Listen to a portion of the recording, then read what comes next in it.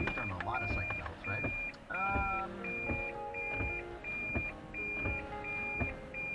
I know.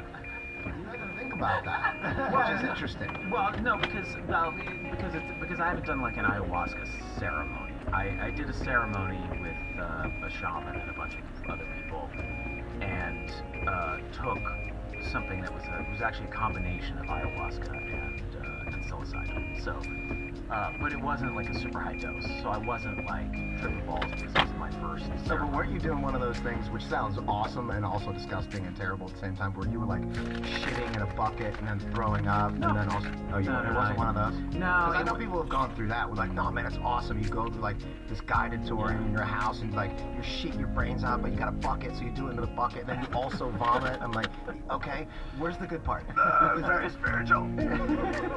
It's super spiritual that you really like see, Right. you know, what's inside of you. Yeah, Because it's now in a bucket.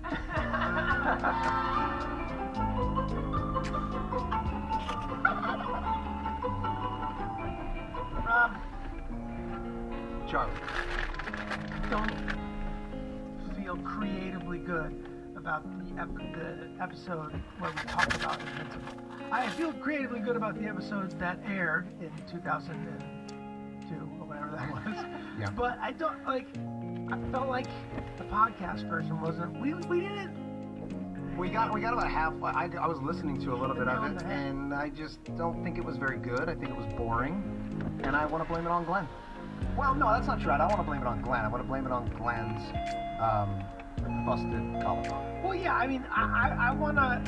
I got three options, right? I can blame it on me. I don't want to do that. No. I can blame it on you, but you're here. I'm here, yeah. But Glenn has left, and he's not here, so I could blame it on Glenn. Yeah, Glenn's not here. I think we should blame it on Glenn. And to be a good friend, I could say, well, he was on maintenance for his public collar, so blame it on that. Yeah. I think that's fair. So here we are, today, close, and talking about the thing that we were talking about, but Most importantly, Glenn isn't here, just to be clear for the people who aren't watching the Glenn's show. not here. He has a thing, he can't even be here. So we're going to have somebody who's going to call in, who's going to take his place. Well, we're getting a call. We're getting a call. Are we getting a call? Yes. Okay. All right. Welcome to the Always Sunny podcast. You're on with Rob and Charlie. Hello? Hello! Well, here's the thing, special caller. So we were talking about this episode, The Gang Gets Invincible. It's one where the gang tries out for the Philadelphia Eagles that happened in season 3. And we didn't do a good job. The podcast wasn't funny. Now we've gotten rid of Glenn. He had to go somewhere. He couldn't stick around. But we thought we'd take this special call. And You guys, I really appreciate it. I'm happy to Your pop voice by. that is so loud. Can you turn her down in my headphones? Is that not so shrieky in your ears? You guys, do you want me to come in? Because No. it's the very last minute. I'm happy to come in. I hear that you're recording now, so... How far are you? That way... Are you close by? I'm in the... I don't know where you are, and I'm not really coming in. No, just meant to be funny. I don't have any plans to pop by. Guys, this is really smart. It feels good. It feels very last minute, but I'll take it. I'll take advantage of it. Let's tell the listener at home or the watcher in their probably home or office who we have on the line here. If you haven't guessed the voice, and I haven't. Who is this? You guys, it's the star of your television show, the only woman, the one and only, the Big Bird herself, and I'm here, and I'm happy to be here. It does feel like a bit of an afterthought, but that's okay, I'll let it go. I've been waiting a long time for this. Thank you for having me. It is most definitely an afterthought. It's television's Kaylin Olsen. It's television's Kaylin Olsen. Kaylin, do you remember being in this episode? Do you remember being in the show at all? I remember moments. Listen, this is the episode where I dressed up. What was my name? Cole. Cole, right? Mm-hmm. And instead of me got me all dressed up, I turned around and looked in the mirror, and I was like, oh, you made me look like David Hornsby. You did come across looking like Yeah, it was a Hornsby. Hornsby vibe. Cricket for the people at home who don't know him by the first name. Yes, that's what happens when you put a goatee on me and take away my hair. I look exactly like David Hornsby. Well, one of the good things about having you on for the first time is maybe we could even go back to the beginning of the show. We don't have to talk about Invincible. We could talk about the beginning. What was your experience auditioning for the show? Because I think the first few episodes, we got some good feedback there. People like to hear some of those stories from the beginning. Yeah, the first few episodes were stinkers for me because you guys had already written them, and you did a great job of writing for your characters, which is why I wanted to do the show in the first place because it was so well written. But not such a great job for Dee because she was kind of a wet blanket. There was a lot of like, you guys, you gotta stop having fun. Yeah. We covered all this. Now listen, we covered this on the podcast, but you don't listen to the I know, but you don't listen to the podcast. You don't support me. You don't support my... What about the very first time you came into the audition room? What do you remember from that experience? Did you felt instantly in love, right? Do you even remember Rob in the room? What I do remember is as soon as I got in my car, I called my manager because I thought it was such a good, I wanted it so bad, and I was like, I think that was really good. And she goes, were any of them cute? And I was like, not really. Good. But it was not love at first sight. I really fell in love with Rob's ego, I think, during the first season. Yeah, a lot of confidence in that McElhenney. He was in control. Yeah, I felt safe. You know what I mean? Like somebody was in charge. It's funny. So. Yeah. I'm not too attracted. Now I am. Now I find him very handsome. Yeah, it only took 17 years. Yeah. Really, to get to that place. It's a long time. But I walked into the room and instantly all of you were in there and you were all participating and laughing and like just having fun and encouraging me to have fun with it. And I remember thinking this is the best audition experience ever because they usually are absolutely terrible. I think a lot of that had to do with the fact that we were actors and we were compassionate to how shitty that situation normally is. And then also you were awesome, so it was really fun. Yeah, we were laughing because you were funny. Yeah. Oh, you're sweet. I was having fun, and then I remember Rob saying, okay, just put the script down and just improvise. Have to do the scene with Charlie, but just you guys say whatever you want. And I was like, what? It was super fun. Are you calling us? Are you in your car? Yeah. Where are you? I'm outside. Oh, you're outside. Are you pulled over talking to us, or are you like en route? I'm en route. I'm driving. I'm being safe. Are you worried about my safety? I'm being very safe, Charlie. What is this? Yeah, where were you headed? Tell us about your day. I'm just trying to paint the picture. Yeah, paint the picture here. I'm trying to get the big picture here for the people at home. Let's get them all the information. So I took one son to school. She took the other. And then what happened? I came to work. Now, I don't know where you went. Are you going somewhere for pleasure or for business? Today I dropped off one son. I stopped and got the coffee, and then I went and got a facial. Oh, there you go. Okay. Yeah, you gotta take care of that face. I got a facial, and now I'm on my way to have lunch with a friend, and then I have a doctor appointment in the afternoon, and then I'm gonna pick up both boys. This is great. From school. Thank you. Now I understand this your schedule here. This is really good. Is there anything you want to promote, or? Rob, do you get worried? Are you the jealous type? Are you like, now who's the friend she's having lunch with, and is it the same person who gave her the facial? And what's happening here? Like, what kind of facial was it? Yeah, exactly. Like, you don't have a jealous bone in your body, right? I don't think so. Caitlin can speak to that. I don't really. No. I'm being blue collar. Well, because Caitlin had a sex scene in a movie she just shot. Oh yeah. Yes. Yeah, I had a sex scene with Woody Harrelson. In the movie, I told him all about it in great detail, and he was like, "Cool, I gotta go." He just was very distracted. He didn't really care. Well, you can try and make him jealous, but it doesn't really work. Yeah. Well, because you had a sex scene with Woody Harrelson, he wasn't, like, if you had a sex scene with Brad Pitt, he would have been like, now hang on a second. Well, did you see that sex scene with Woody Harrelson in True Detective? I mean, that was. What are you saying? look, was I'm not intense. saying Woody Harrelson's not a sexy man, but I'm just saying you're probably... He's a very attractive man. Yeah. Yeah. A long-time Robin- vegan. Long-time vegan. This is just the information I know, Caitlin. I'm just trying to fill the airtime here.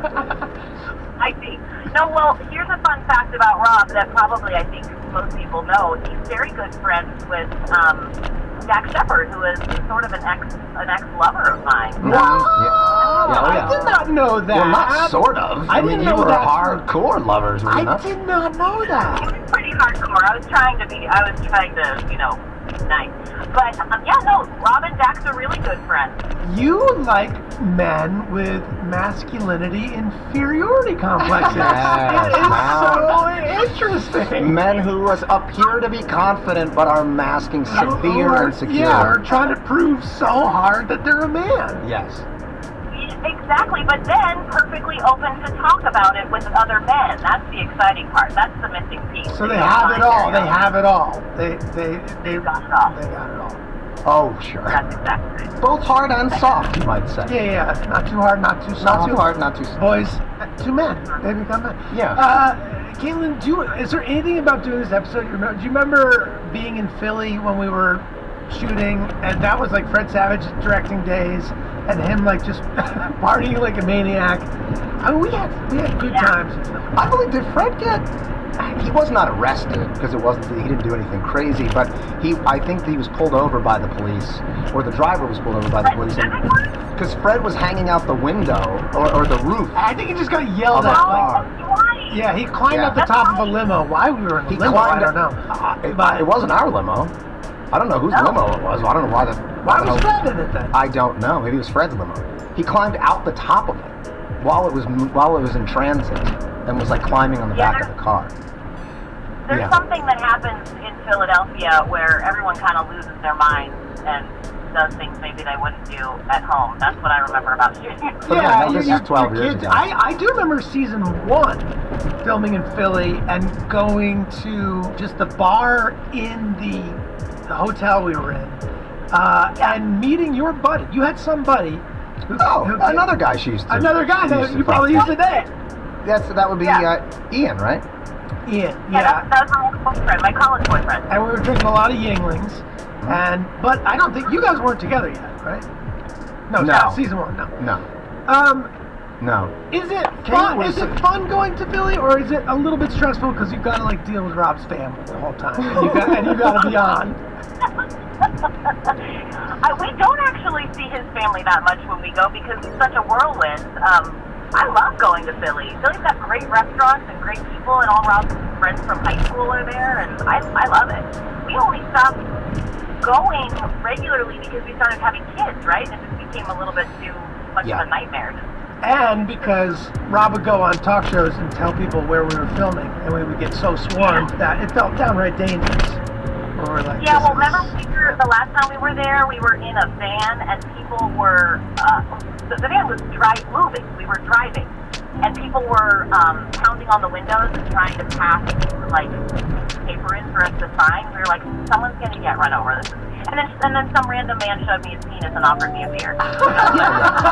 That sounds about right, yeah. Yeah, it was like one or the other. No, both of them, no.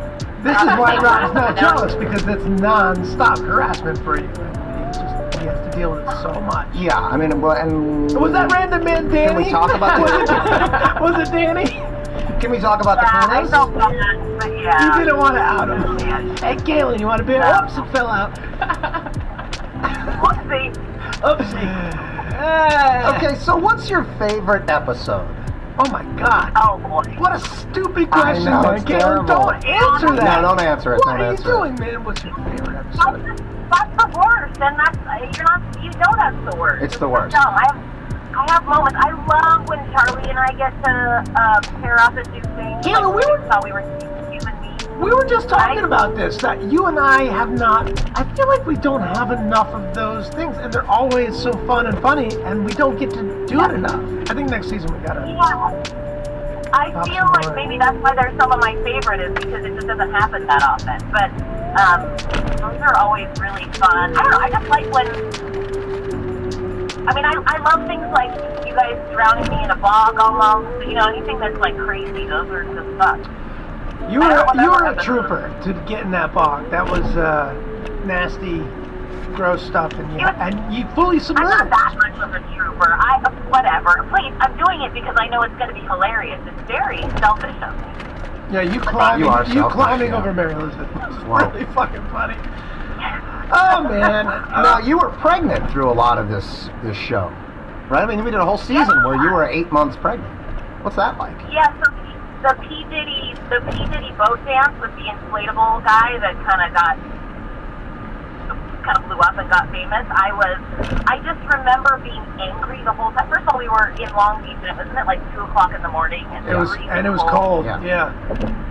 And I was so hell bent on moving my body the way that thing was moving, and I was pissed off because secretly I was 6 months pregnant and I couldn't bend backwards as far as I wanted to and like snap myself back up.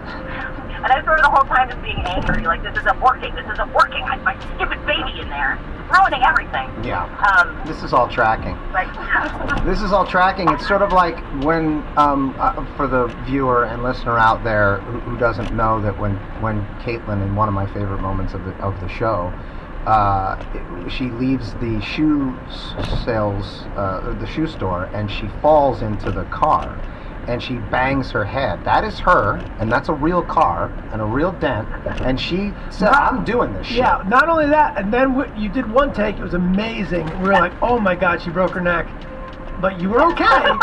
You were okay. And then we said, "Look, don't do another take. We'll get one for safety. We'll have the stunt person do it. She's here to do it."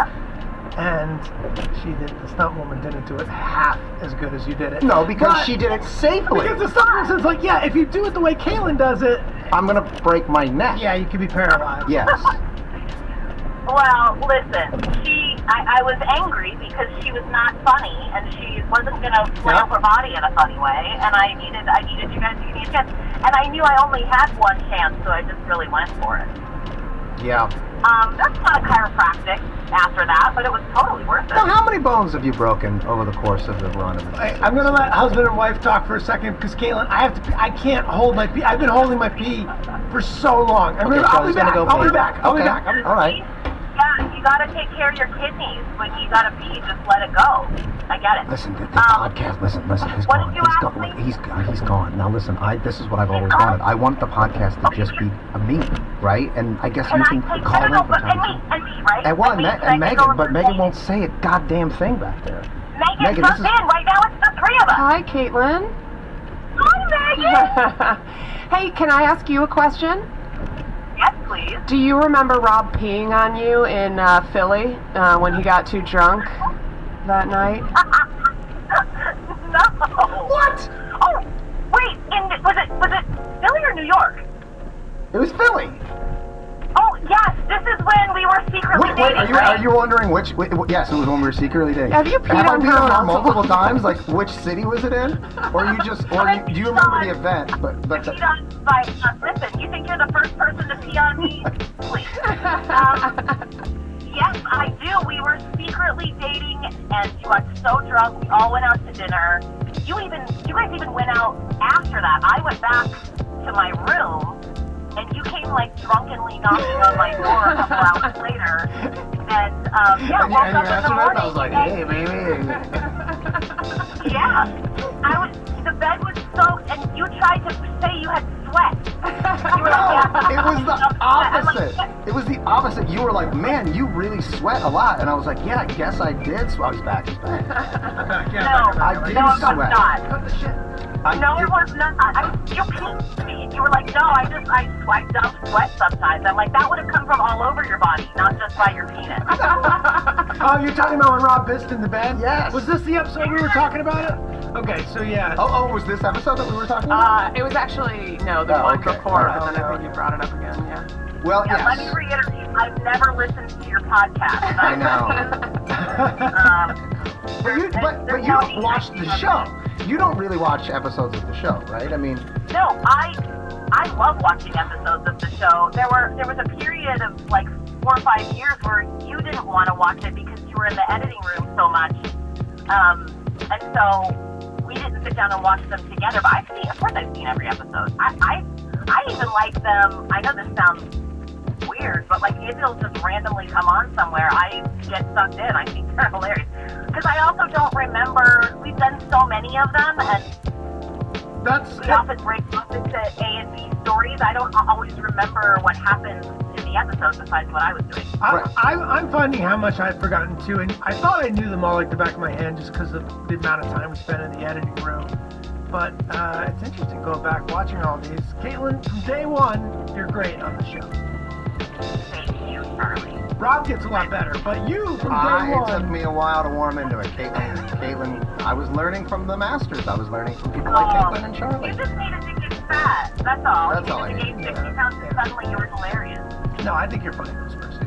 You just don't think so, which is why we lean into I it. do too. Bob's weird. He thinks he's not funny or like the least funny of all of us, and that's so stupid. I know, that's why we lean and we see that wound and we jump right on it, you know?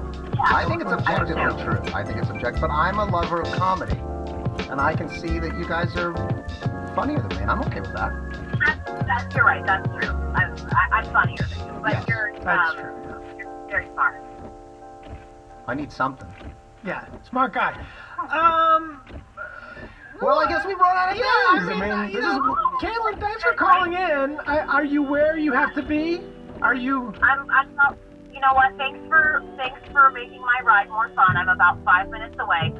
When do you guys want me to come in? Because it'd be fun. It'd be so fun to talk in Megan, person. let's get her off the line. Yeah. Let's go ahead and cut this call, okay? Okay. I'll pop by. I'll just pop by. sweetie. Okay, sorry, you're I'll breaking see up. ya. We're losing the connection here. So you're driving through the canyon? You're driving through the Hi, canyon? Megan. You're my favorite. Bye, Caitlin.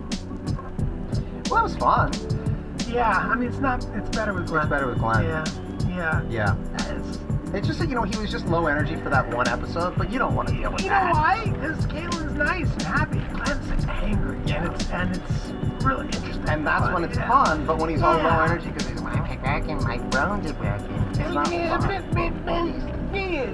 I was scared that I hit a tree. And the color like that. Yeah, I know. Even that would be more interesting than just sitting there just low energy. Come on, man. And look, I'm not going to blame that on the collarbone. I'm going to blame that on he was on massive amounts of something. Downer. Oh my God, I can't make a podcast with you. But I think we can both agree it is better with Glenn than it would be with Caitlin.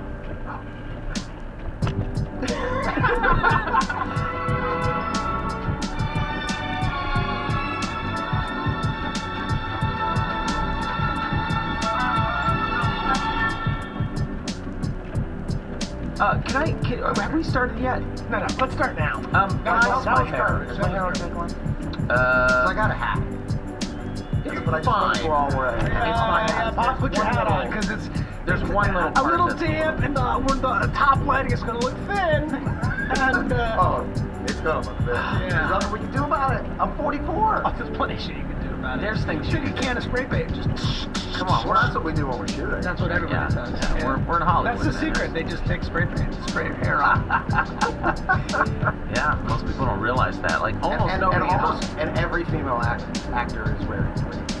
All the vast majority. Well, if you're on a TV show and you're one of the leads and you're an actress, you're most likely wearing a wig. And that's not because you don't have good hair. It's because getting your hair done every single morning destroys your hair. It destroys it. It's also an hour. so much faster Yeah. to just pop a wig on. staple the wig on, and then Why aren't we doing that? I know, but it's another reason for audience members to watch this bullshit that we're putting out there into the world, and not try to live up to, like, imagine like a woman looking at another actor's hair and being like, oh, I wish my hair was as thick and luxurious. Yeah. But it's a wig. It's a wig. It's a wig. I'll tell you what too, in terms of like the men out there, I mean, pretty much like all my favorite actors don't have luxurious hair. Like when I really think about Right. people that I like, Well, the best character actors. Yeah, They just let it go. They just let it go. Yeah, Why aren't you letting yours go? Because I won't look good on me. See, that's what everybody thinks. But that's what everybody says. I think it would look good. I think I'll start letting it go. You know what? I will say there's certain. I've never shaved my head, by the way. I have no idea what it would look like. I could have another eyeball. No, listen. You've got a good shaped head. I can tell. We've already talked about your We've head. talked about your head. You don't know what's on today. Well, that's true. It could be all lumpy. Could be a lumpy. Could be bumpy wumpy. God, those people have lumpy heads. That's weird. Yeah. But that would be good character shit. You're like, oh man, that guy with the lumpy head. Yeah, that's He's cool. fucking. I like. See that dude with the lumpy head in the Yeah, movie? then he's limited to only playing lumpy-headed characters. You yeah, can only play lumpy-headed people, otherwise they gotta like fill it in with like, you know. You can make a whole sitcom about that. The lumps. Yeah, the lumpies. The lumpies. That's Yeah, even better. the lumpies. Yeah. I will say there are certain balding patterns that I think are more attractive than others. Like, I would say the least attractive balding pattern, and this is the most unfortunate in many ways, is when you've got somebody with a full head of hair, and it's just missing, right, and then just it starts to go with right here. Like, I would prefer to go bald in the way that Jack Nicholson went bald, where it just goes here. Looks cool. Yeah, it just looks cooler. You have like a fucking point in the front. But Jack's also bald in the back too. You just don't notice it. Yeah. I think that's what's happening with me. Yeah, no, same here. I'm thinning in the crown. It's not fun. I think like the front. I mean, this has never been fixed. Well, I turn around right now. The three of us are it's a all. nightmare. Yeah, it's a nightmare back there. History will be gone. Yeah. We're all almost all half a century old. I almost lost my mind last night because I know you have a birthday coming up this week, right? I do. And you're old. I almost shit myself. Yeah, I know. You're an old man, but you don't look it. I know. Yeah. I know. But I'll tell you why. I'll tell you why, because Tom and Mary Day did not look old until like I don't know, like their late 60s, early 70s, and then they look 107. But it was just like Took a minute. yeah, they for just it to had these kick like, genes that they kind of look young, and then wham, really old. Please So fall out of age. yeah. So my theory about how to like not upset the audience is just always be on camera. You know, never stop being on camera. Oh, right. So there's no gap. There's no gap. It's the gap that throws people off. Like when a guy goes away for a while and then comes back, and people are like, "Oh shit, Jesus you know, Christ. what happened to that guy?" Yeah. But if You're watching the if process. you watch people slowly deteriorate, you're fine with it. Yeah, you're good with it. Yeah. Well, in terms of like dyeing the gray hair that I have, like there was a time where I was doing it on the various shows, Sunny and Mythic, my sister, the show I do now, and I will paint the grays out or I'll dye them, and then I would tell myself, well, no, I'm just doing the character, like the characters, you know, we want to stay like this. And then I was doing it, and then we would stop shooting, and then I would keep doing Continue it. doing it. And then I would look at other guys and be like, oh, he looks cool. He's going like salt and pepper. That looks good. Yeah. But then I'm like, You can't pull the trigger. It's hard to pull the trigger on it when you're an actor. Like you're like, you want to convince yourself. Like I want to convince myself that I can still play a guy in his late 30s if I really wanted to. But let's be honest. I mean, so I'm actually letting the grays come through a little bit. I'm not sure if I'm going to fully commit to that, but like this part right here is on top. I'm still, you know, pretty dark, but like here, yeah, it's pretty gray. For the listener at home, here was the side of his head. Oh yeah, sorry, to the side of my. But you know, it occurred to me like because I was you know sort of going through this like. But I hope no one's actually sorry listening to this part. I'm gonna cut all this out. It's So fucking boring.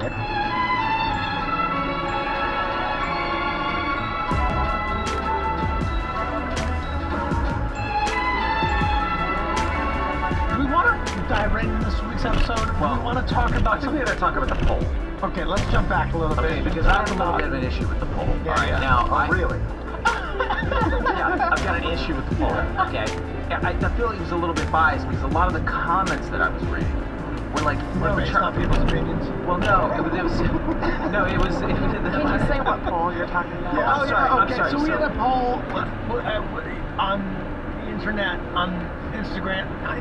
Yeah. On And YouTube, Twitter. everywhere. Oh, okay. Yeah. And it was just a thumbs up or thumbs down if you liked, if you thought the clicks was funny, or if you thought the clicks ruined the scene. No, this is the problem. Getting into the This thing. is the fucking problem. Okay, what do you That got? is not what I was saying. That is not what I was saying. What I was saying was what I didn't like was the actual shooting of the gun. The clicks I like. Now this is where the poll got biased because people misunderstood and they thought because you did say you were like, you know, the firing is funny, but what's I think you maybe even said what's even funnier is that when he runs out of bullets and the clicks afterwards, and I didn't respond to that. I just kept going. I was like, no, it's not funny. But what I meant was that the actual shooting of the gun is what I didn't find funny. The clicks I found funny. But then I would also like to clarify, I do think it would be funny if it clicked 5 times, if he was gesturing with it and it clicked 5 times, and then on the last one a bullet went off. Like he forgot there was one in the cylinder. Isn't that what we did though? He shoots one and then he goes 2, 3, 4, 5 with the clicks, and then the last one is 6. No. He shoots the gun like fucking 6 times. It's insane. Oh, And no one's reacting. not going off in the room, which it wasn't. So, wait, Meg, what was the actual question? Can we hear It the was, question? is Danny firing the gun funny, or does it ruin the scene? Okay, so that's the other problem. I never said it ruined the scene. I never said you guys wanted. But I want to be clear about this also. I never said that it ruined the scene. So this is why I feel like the poll was biased. It was like, it was almost like you said, like, you may as well have said, like, was Danny firing the gun funny, or is Danny on the show not funny? You know what I mean? Like, I didn't say that the scene wasn't funny. Are you saying that the results of this voting are biased? Okay. Yes, so it was, therefore null and it's null and void. I will say that the comment I liked the best was that they said the more that Glenn talks about how not funny it is, the funnier it becomes. Right. This will just make it funnier. I get that. I will say though, to your credit, I think out of the whatever, like say 107 people liked it. There's 2 or 3 dudes that agreed with you that they didn't like it. Now, yes, and the ones that agreed said, I didn't like it because I felt like the gun going off was ridiculous, basically, were their comments. And I was like, that's the only thing I was that's reacting the to. creative process. That's the whole thing. So like when we come into an editing room, we're like, okay, we have a funny idea. And there is no is when it comes to ideas about jokes. There's no like factual, this is funny, this is not funny. It's all What's pinging, it's pinging you. And it's pinging you as too false to be funny. And Rob and I are thinking, it's true enough to get away with and be funny. Totally. And that's... listen, and I'm hyperbolic, I admit. You know what I'm saying? Like, you dug in! I'm reactive. No, I'm not dug in. I'm not dug in. I promise you I'm not dug in. I swear to God I'm not. But I am hyperbolic. You know what I mean? Like, so it may have come off like I was saying, that the scene was ruined, but that was not my intention. I don't think the scene was ruined. Anyway, should we move past the poll? Yeah. We can talk. I mean, I don't know. I think we want to keep it going. A lot of comments. You want to up the bear. A lot of comments that I saw more than anything else about, way more comments about that episode had nothing to do with the dry firing and more to do with Glenn slowly morphing into Dennis in various episodes. Well, and now, how much people love I that. want to challenge that, okay? Because there is the raging, angry golden god Dennis, which we found and loved to use in the show. That character is not in this episode that we watched, that we're going to be discussing today. He is not a raging man, and he's a delightful guy in this episode. So there are other sides to the Dennis character that I think we should embrace. I'm not talking about the Dennis character. I'm talking about Glenn on the podcast. Well, yes, but I'm saying same as the listeners and viewers are in the the show that we lean too hard into one lane. Got it. It gets old. Don't poke the bear. Don't poke the bear. Let the bear come out when the bear wants to poke it later. Okay. Well, because also, like, I mean... See, the thing is, the bear knows. No, it will. It'll still get the bear's stupid. The bear's not that smart. The bear's just a bear. He's just a dumb He bear. just doesn't want to get poked. Unless you got honey on that stick. Yeah, you might be like, you poked me with a honey stick? Okay. Okay, I can lick that off later. Yeah, but you're just poking me with a stick. What is this? A regular stick with no honey on it? How many times do you think you can poke a bear with a stick before it starts to slash at you? I think not that many. I think you could get 6 pokes in. It's the bear's sleeve. Is the bear hibernating? No. Have you covered yourself in something to cover up your smell? Does he know you're there? You're just you. And he can smell you. No, in the scenario, you're you. The bear's not around. It's not protecting his child, right? The bear's just doing his bear Just a thing. bear, like, foraging for whatever. It's in a good mood. This is 2022, so it's used to people everywhere. And you go up to the bear, and you're in the park, and then you're like, wow, I'm getting right up to this bear. Yeah. And you poke it with a stick once, and the bear's like, huh, what the fuck was that? You know what I mean? You poke it again, and the bear's like, oh, what's this guy doing? You poke it a 3rd time, the bear's like, I'm getting a little agitated That's here. 3. You poke it a 4th time, the bear's like, is this guy serious? Are you fucking Why is kidding he me? checking it for honey, though? I mean, No, you poke it the 5th time, and the bear's like, all right, dude, forget this guy. I might have to teach him a lesson. You poke it the 6th time, and the bear's like, you're dead. so you think He swats him. You get and then I He's think you could poke a bear 6 times before. Just explain the prank. Before it's fine. No, he got away with it 5 times. Got away with it 5 times. And on the 6th time, he got swiped. I think with about at least like a 6-foot stick. I'm not saying like, it's so close to you because the bear's got Well, you want to do the safe way. 1, 2. You want to stab the bear with a stick safe from a safe distance. Yeah. Disclaimer, guys. There is no safe distance to poke a bear. Nor is it appropriate to poke any animal. You probably can just poke it once. Guys, this episode brought to you by PETA. Here's another thing too. Rob, have you been watching the episodes? I kind of watch every episode now and be like, I wonder if Rob's actually watching it. Son of a bitch. No. Not only have our trust. No, totally fair. Not only have I watched every episode, I went back and watched the politics episode. Oh, you did? Yes, Okay, I did. good. Yes, I did. Yes, I did. And also now I've recruited Caitlin to watch them as well. She's very. Oh, I like We her. have She's no funny. memory. She's very funny. We have no memory of like half the shit that's happening. Like the knives thing from this episode. Actually, can we talk about that for a second? So, as I recall, I mean, the whole thing of us doing the countdown, that was not in the script. No, because we're laughing. That happened. Yeah, you guys are just fucking straight up We're laughing. straight up laughing, but it totally works. Yeah, like, yeah. Because you're like, well, It's the they joy of the would be characters. laughing at the potential of throwing knives at me. Yeah. I have a thing where I watch the episodes, and this is just a creative weakness, but where every time I watch, I have this like battle in my mind of like, are we better? Are we doing it better? Was this funnier? Like, do you guys have that? Do you struggle at all with that? I struggle with that all the time. No. I'm just constantly comparing stuff in my, and then doubting, which I think that's really just fear and doubt. The first 2 seasons, I felt that I definitely did not feel that.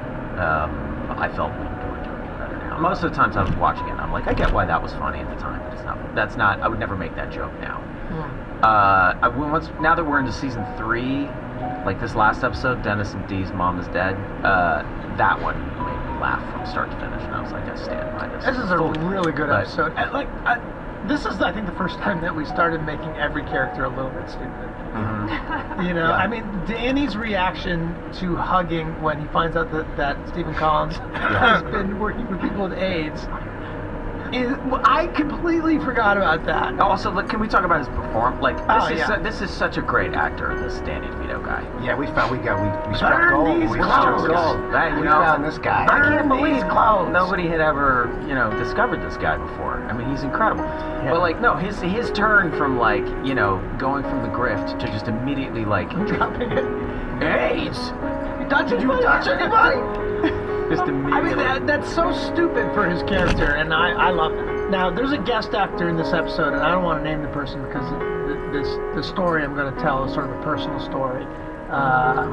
But it was this actor's first ever audition for anything. Oh, yeah. Well, so we had met him, I guess, after season 1 or 2, and well, he's friends with our makeup artist, Lena Botro. And he said that he had his first ever audition for a movie, television, anything, and it was for our show. And he went. Our casting director at the time was a guy named John Papsadera when we started the show, and he goes to John Papsadera's office, and he's as nervous as can be. Right? He's never auditioned for anything, and he's got his headshots, and he knows his lines. He's ready to go, and suddenly he has this like rumble in his stomach of like, and that like taste in your mouth and the sweat of like Tasting. well, I don't know, just like the dry mouth, taste maybe in your mouth. Okay, yeah, right. like a dry mouth situation. That your body, Or the watery. yeah, your That's body. usually vomit. Oh, that's vomit. Yeah, that's vomit. That's not what it's. All right, sorry. Well, this is coming out the other end. So he realizes he's gonna have diarrhea. Like he's like, there's no way I'm not having diarrhea, and it's Vomit at the end. It's coming really bad. And yeah, It's coming. It's safety, yeah. So he goes to the bathroom, but just before he gets to there, some actress goes in, and they lock the door, and he's waiting, and he can kind of hear the person in there like rehearsing their lines, and they're like taking forever, Jesus, come on. and he like taps on the door, but they're not coming out, and then he's like, I'm not gonna make it. So he goes in the alleyway behind the casting office, and there's like a dumpster there, and he doesn't quite make it. He has diarrhea in his pants, pulls his pants down, and he's like, oh my god, this is a mess. This is a mess. He's trying to salvage the situation. He has no toilet paper, so he's wiping his butt with his own headshots. And the sides. And decide, yeah. Pieces of paper Yeah. and photographs of himself. He's wiping his ass with pictures of himself. There's never been a greater metaphor for Hollywood. Yeah. I mean, just like, it's something out of like, like a Ben Stiller Absolutely. comedy. So, Right. Straight out of a, yeah. And so, as the story goes, he realizes, I'm done. I can't do the audition. I gotta go home. And he gets in his car, and his pants are so ruined, and the car smells so bad that he like takes them off, and like I don't know if he throws them out the window or whatever, but he's driving home with no pants on. And as he's driving home with no pants on, he gets rear-ended. Oh my god. He gets rear-ended. Now, the rest of it is kind of hazing for me. Like, I remember there's like a homeless guy who looks in the window and starts yelling like, that dude's got no pants on! And anyway, so we heard the story, and then I think he auditioned again. Because we didn't just like automatically give him a part. We had to make sure he could.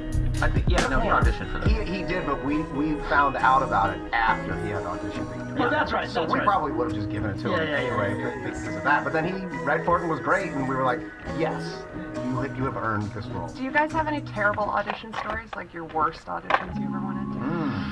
That's a good question. Oh, God, worst audition. So many. Yeah, but nothing like that. Right? Nothing where your pants were filled with diarrhea or you know. I mean, yeah, it's like to go from that. Any story is going to be a step down at this point from that story. I think that's. I barely remember my days of auditioning. It's You crazy. have to delete It's it like a because whole it's like, different era of my life. I do remember I had been given the terrible advice. I was a sophomore in college, and I decided, maybe I want to go to acting school. And so I applied to BU, and I did the audition. And I remember the one acting teacher at my college gave me some pretty bad advice, which was, he said, you don't have to do a monologue, do a scene and just do your half of the scene. So yeah, I know, it's really bad advice. So I did something like from Hurly Burly, and like, I would say like my line and then pretend I was hearing a response. So I'd be like, it's the menus, Karen. You know, like you're not even looking at the menu. Oh really? Oh really? You would say that. You know, like of course. Yeah, well I didn't get it. Of course, it didn't go well. It didn't go well.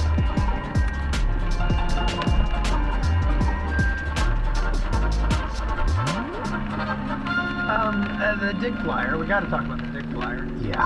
Let's talk about the dick flyer. Do you guys remember whose idea was that? I don't remember who came up with that. Was that feels like a Marta Roselle joke to me. Well, I don't know. I think we were talking about. I think it occurred to us in the moment, like we were pitching different ideas of like what should the shape of the flyer be, and somebody pitched a bicep, and then I think somebody was like, if you turn that upside down, that would probably look like a dong. And then, because that was who we were and still are, we decided that was the funniest shape.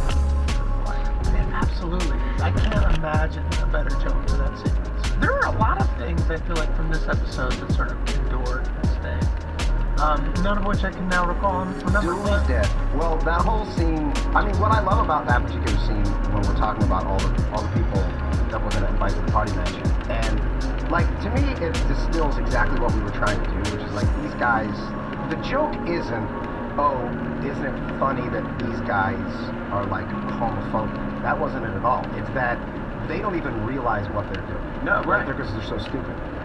So that's like perfectly distilled in that scene in the party mansion where I open up my flip phone and I'm gonna like go through my contacts list, and I only have 2 numbers saved. Yeah. Dennis and Charlie. And then everybody else that we talk about, we have either burned or has killed themselves or doesn't want to hang out with us. And then we go and torture these other 2 people to show that like this is how we alienated ourselves. Yeah, it's the first time we took the characters to that place where we're like, these people are so extreme that they've actually alienated everyone. By the way, all those names were like college buddies of mine, almost. Yeah, Stash. Everybody had a nickname. And you brought Stash, who got his nickname because he was afraid of pistachios. I thought that was a mustache. Yeah, no, it was a pistachio reference. I just remember on that day, which we shot in that actual house that's in the exterior shot. Nick Grad, who is the executive at FX, who's basically like the boss, right? We came that day. Yeah. And I remember he was behind the monitors. It was the first time that FX, because they kind of like were pretty hands off, but they were just like, okay, just do the tips. And he was like, no, I live in the area, so he came by that day. And I remember us not being able to get to that scene. We were laughing so hard. And like that we were like wasting so much time. In the bloopers. Yeah, and I just remember at one point looking over at Nick, who was sitting at the producer's monitors, and he was laughing as hard as we were. He was like crying laughing. Nick Grad was? Yes. And I was like, Stone-faced Nick Grad. I was like, yeah, thank God. Like if Nick is laughing as hard at this, then I think we're okay. Nick's a good laugher. I mean, not so much in like a business pitch meeting, but like Well, that's his job. He's hearing them all day. I get it. But when you're seeing the actual goods, you're seeing the performance. It's funny. You're seeing the goods. When you're if you were pitching that scene to him, it wouldn't be funny. Yeah. I noticed this was the first episode, I think, credited to Matt Shackman. Yeah, I think so. Matt Shackman, who, to quote The Big Lebowski, directed the bulk of the series. Yeah, at least for a while. I don't know if it. Well, he's probably still moved on to Mad Men and Game of Thrones. Yeah. Because what's that Disney show? WandaVision. Yeah, he directed all the WandaVisions. Matt Shackman. God, I miss that guy. Yeah. I love him so much. Brian Unger. Brian Unger. Amazing. This is the first scene with the lawyer. Yeah. And he I feel like he got our humor he understood exactly what was funny about it and then made it way funnier than it was. I mean, that scene where he's reading the will and you're yelling at him about the will and then you're yelling at him to tell Barbara stuff. Yes, tell him. Even though you know that she's dead. Yes.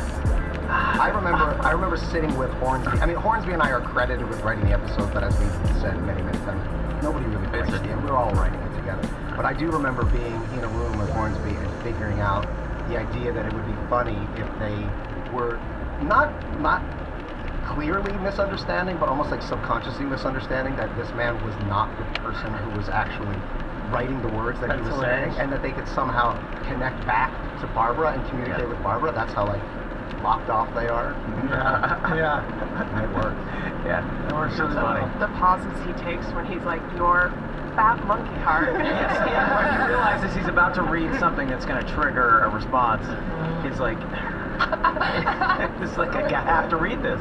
I have to. I wonder how many episodes has he done? Unger? I don't know. 5, 6? We haven't had him. Have we had him on? I feel like the last time we had him on was when we did that. The trial with the big fake trial scene. Yeah. Gotta have him back. I love it so much. 6 episodes. 6. That's it. God, I feel like he's been in so many. Well, we talk about him a bit. Like we're always threatening each other. It's like I'm gonna call him. Right. He's gonna come in and fix it for us because he's my lawyer. He's my lawyer. Yeah. No matter how many times he undermines us, he's still our guy. That's our guy. Well, we expect that from you. Expect that from a lawyer, right? You're like him. Anyway, what else? I'm gonna consult my notes here, guys. I had Ross print out my notes so that it doesn't look like I'm just looking at my phone. I love that. It's a little bit more professional. That's good. That's a good question. You know what I really like about this? I like that, well, first of all, we do something that we don't normally do. We did a little bit in the politics episode, but when we cut outside in the hallway and Bruce Mathis is walking away and he calls Tracy or whatever his assistant says, unclear who he's calling. Clear my schedule. Yeah, it says, clear my schedule, I'm gonna teach my daughter a lesson. And then we watch as he tries to do that. But at every turn, I was watching with Caitlin last night, and I was like, wait, what? So he says, I'm going to need you two to make love, right? Yeah. So the assumption is the character is thinking, there's no way they're going to take it this far, right? And then you cut to them in rows on the bed. And I was like, just as we're thinking about what those characters are thinking, what? They took it already this far. Yeah. And then I was like, this is so stupid. Why would we assume that the characters would go this far with it? I remembered us having a similar conversation when we were writing it, and then we were like, all the way into that, which is that the whole point of the story is to watch as Bruce Mathis tries to push them as far as he possibly can, and they keep going all the way through with it. Yeah. All the way along with it. Yeah. To the point where he says, let's get married, and I'll marry you, and they say, okay, and then they do it. Yeah. And he can't believe it because he can't go any further. There's no line that they're not going to cross over. I remember debating whether or not to keep the phone call in. right? So we have a, Yes. a moment where he's Yes, in that's the right, hallway and he says, "I'm gonna teach these guys a lesson." Is it better if we know that he knows and he's doing a thing, or is it better if we don't know that he's doing a thing? Yeah. That was the I debate. feel like nowadays we wouldn't keep that little bit of phone call in. We would say, let's let the audience connect those dots in their mind. But it is a good setup for the good, comedy of the scene, which is probably why we ultimately. I think it's good. Yeah, I think it's funnier that we know what he's doing. I stand by that choice. But I think if we didn't do it, if we wouldn't put that scene in now, it would only be because we just don't cut to characters outside of our characters. Or we would assume that you'd either know, right? You'd either watch and be like, I bet he's doing this. Mm-hmm. Or you wouldn't know. You'd watch and you say, well, I don't know, he might be doing that, he might be not, and then it's a fun reveal when you find out that he was. Right. Glenn, we cut outside of our main characters on Friday. On the podcast, our main characters being me and Charlotte. We cut outside. When you left, we cut outside of you, and we had a listener call in. It was a part of the show, and it was fine. But you know what's better with you? Well, thank you. Yeah, you almost got replaced. By who called in? Caitlin Olsen. All we heard was, it was unlistenable. It's bad enough we gotta listen to Meg's voice, now we gotta listen to hers. Dudes only, bros only. You know what? I disagree. I love women. I love women. I was so happy when we did the call-in show. It's been really hard working with you for so long just because of how toxic. It's very toxic, yeah. It's so toxic. Toxic. And Megan, I'm sorry for your toxic friend. Yeah, so you have to put up with that. I know it's So much topstick. No one knows what topstick is unless you're like a costume. Is that what people put on for like their toupees? I might get that. What are you looking at topstick? It's I believe it's double-sided tape, right? Two-sided tape. Yeah. So if you got a shirt, if you're in a scene and you've got a shirt with buttons and it's bunching, In that little hole. sometimes they'll come and put a little topstick on there to keep Stick your shirt together. They stick your hair on. They stick Well, your that's what shirt I'm saying. Once together. again, the audience is at home going like, how does he get his shirt in between the buttons so flat? My sense of self-worth is destroyed by the fact that that man can keep his shirt so Yeah, mine's always topstick. It's just topstick. Yeah, everything's topstick. You're sticking hair on. Yeah, you're sticking makeup on. You're sticking tan stuff on. You're sticking, somebody else's clothes on. You got makeup on. You got makeup on. You got yeah, it's a whole thing. Oh, someone's writing the It's words almost you're saying. like you're like creating like the illusion of like a fake reality of life or something. It's almost like you're trying to do that. Yeah. You know what I appreciate? I appreciate that The Rock is bringing back baggy clothes. You know what I mean? Like, he wears shit that's like... Is he? Have you seen his fucking... He'll put a suit on. The shirt will be tight, right? But his pants... Holy shit. He's got some loose pants? Fuck that. Really? Fuck. Sweet. Then they have to be specially made, right? I mean, how do you... Oh, yeah, everything's specially made for The Rock. Come on. How tall is he? Is he tall also? No. He's 4'8".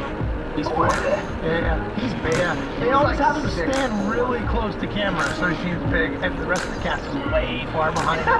But he's right up there, right up close to legs, and they make tiny cars for him to drive around in. Tiny muscle cars. He stops laughing because he knows that I told some kids this once. A long time ago, when I was working at the YMCA, I think it was like season 1 of Sunny, and some kid was like, "Oh, what you doing?" Huh? He said, "What do you do?" I'm like, "I don't know, I'm an actor." He's like, "You ever met Vin Diesel?" I'm like, "Oh yeah, dude." He's like, "He's badass?" I'm like, "No, he's really small." He's like, "What are you talking about?" I'm like, "He's really tiny." He's like, what about those cars he drives? I'm like, "They make cars, man. They make like tiny little cars to drive around in." I don't know. The internet says he's 6'5", like John. Wow, is he really? That's what the internet says, but if you want, That's I can awesome. look up what the internet says you guys. Yeah, let's see what it your says about height, us and see if it's and accurate. then see. Yeah, I know it's not. The internet says I'm 5'10". You taller? I'm taller. I'm taller. Why is the internet shortened you? I don't know why the internet would do that to me. I dare the internet. I'm 5'10" and a half. I'll tell you what's some bullshit on the internet. Those whole net worth things. Oh, those are fun. Those are fun. Those are fun, but they're total bullshit. I wish they were. Yeah. They're not real. Megan, what's our net worth? Yeah, go to the net worth. What's our height first? What's our height? That's what's our height. How tall am I? Wait, although let's guess this. Are they going to guess you taller or shorter or dead or right on? I'm actually not even certain how tall you are. 5'7"? With a pair of shoes on. Take my shoes off. I'm probably 5'6" and 3/4. That's what we're talking about. No shoes. The internet says 5'7" for you, Charlie. Okay.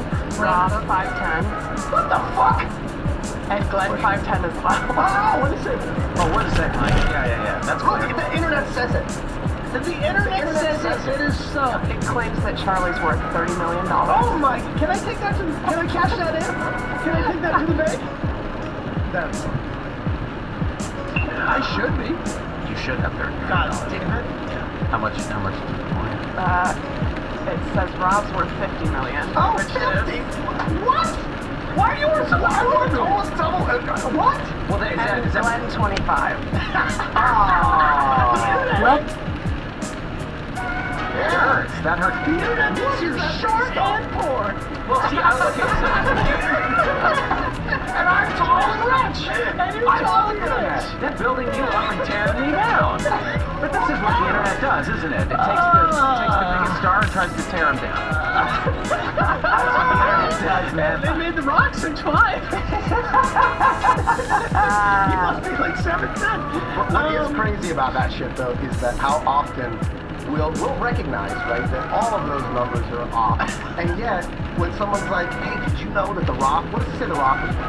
Because whatever the number is, whatever the number is, I'll believe it. I'll believe it. And I'll still believe It says 800 million. I don't believe I actually I do don't believe believe that. Get out of here. 800 million? With taxes and all the No, but people that he's got to pay for working under. I don't they haven't sold Terra money yet, but I think it's something like 4 times.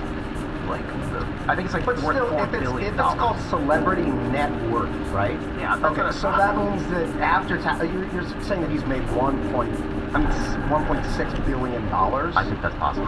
No, more than that. More than that. Yeah, because of agents and You're not taking home 50%. So you're saying The Rock has been well over $2 billion. No, I think if you look at his movies, his endorsements, his energy drink, his tequila, his shoes, his clothes, the man is rocking it. He's rocking it. He's rocking it. $2 billion. It's a lot of income. Why are you getting more money? Because of Caitlyn.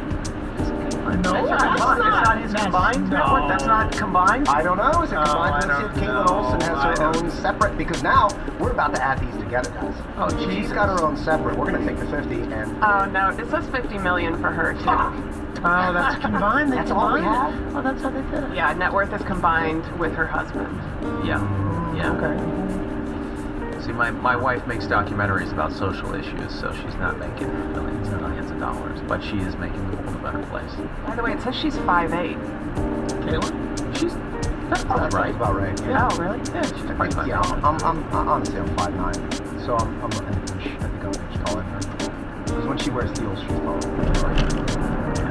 The towers over here. Oh, where she can see that. It's embarrassing. Oh, yeah. She does seem tall. She's taller. She's very skinny. Too. She's long. She's long. Her arms are so long. Right. I mean, when we're home, hey, she can reach up and grab it. She's the one grabbing it. But she can reach higher than you. These arms are ridiculous. We've measured her this way, so She got long fingers, too. she does. So human beings are supposed to be their exact height this Yeah. way, Yeah, right? that's right. And then sometimes there's outliers. And Do you know that?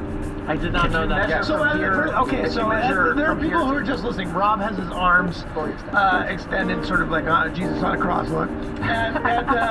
And he's saying if you measure from finger to finger, that's supposed to equal your height. Yeah, Yes, it's I have almost, it. it's almost like it's pretty eerie. Do we have a tape measure in this office? We can get one.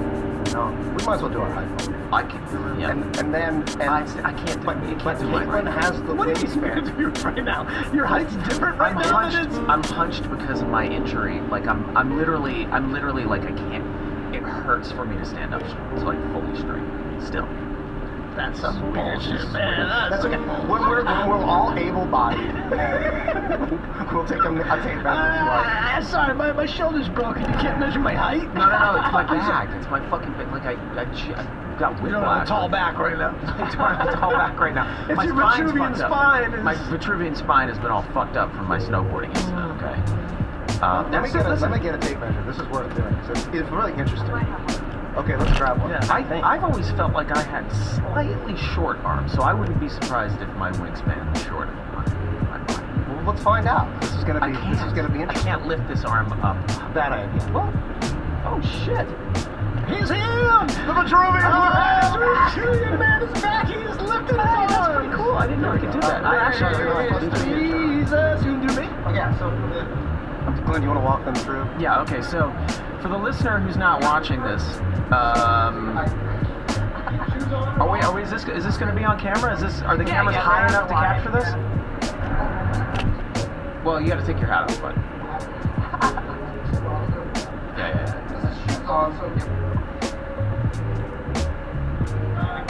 Come on, straighten that neck. Yeah, there you go. Get that chin nice and high. So we have you at 67.5. So that's 5'7". That's 5'7.5". Shoes on, so. But, well, with shoes on. Right, so 5'7". 5'7". Let's call it 5'7". Oh, the wingspan now. Okay, so he's holding his arms out like Jesus on the cross. And we're going to see if his wingspan matches his... Meg, can I have some confirmation? We have you at 67. Wow. Which is... You're... Wow. So now we realize that he's a very well-proportioned man. I'm gonna measure Rob. All right, McElhenney, let's see what you got. So now McElhenney's holding one arm out, but not the other one. I'm so happy I want my lips today. You go to Tom Cruise's guy, right? I got them. Yeah, let's get the hat and the headphones off here. Let's make sure you don't measure his hair, what's left of it. The hair could be high. Don't measure what's left of his hair, just measure to the top of his head. Here we go. Megan's assisting. I'm right around 70. 70. So that would be... That would be 5'10", He's got some tall... You said 5'9"? Well, he might be 5'9.5" though, no? Or 5'9.25" at least, anyway. Head to the door. All right, now we're doing McElhenney's wingspan. We're gonna cut all this. Yeah, 69, which would make sense with the shoes. Wow.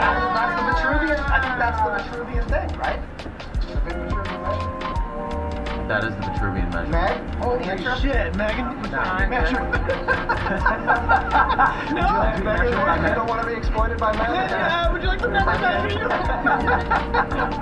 But I know for a fact that Meg has mentioned that she's like sometimes feels self-conscious about being tall. And I'm like, it's not that you're tall, it's that we're small.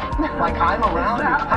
Is that why you married the world's tallest man? I'm 5'10" and a little bit. Are you? And my husband's 6'7". Whoa. And for Sunny fans, he played Alan in Yes. the sexual harassment episode. God, he's so funny in that episode. He's a very funny actor. What a funny man. You guys wrote the thing about his dick being big. I did not put that in. Yes, that was us. That was us. You guys been watching the Pam and Tommy thing? No, is it good? Great. There's a whole scene where, spoiler alert, where his like penis talks. I heard about that. That's fucking hilarious. Yeah, I was like, okay, awesome. Finally, and we've talked about this. Do they show it? They're Do showing. they show its little mouth? Finally, the Its dicks little are. sideways mouth? I saw an article today that we're having a penis renaissance. There's been a lot of penises. Renaissance. Penisance. Good.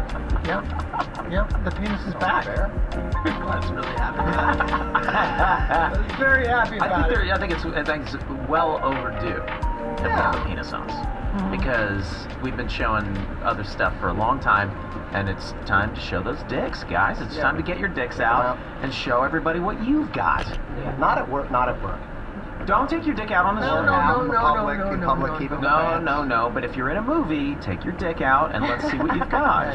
That's the right place for As long it. as everyone is Scripted aware. and everyone, they've cleared the set. We've agreed there's a time and a place for everything, and the time and a place is when you're doing a movie. And a TV show, that's when you take your dick out.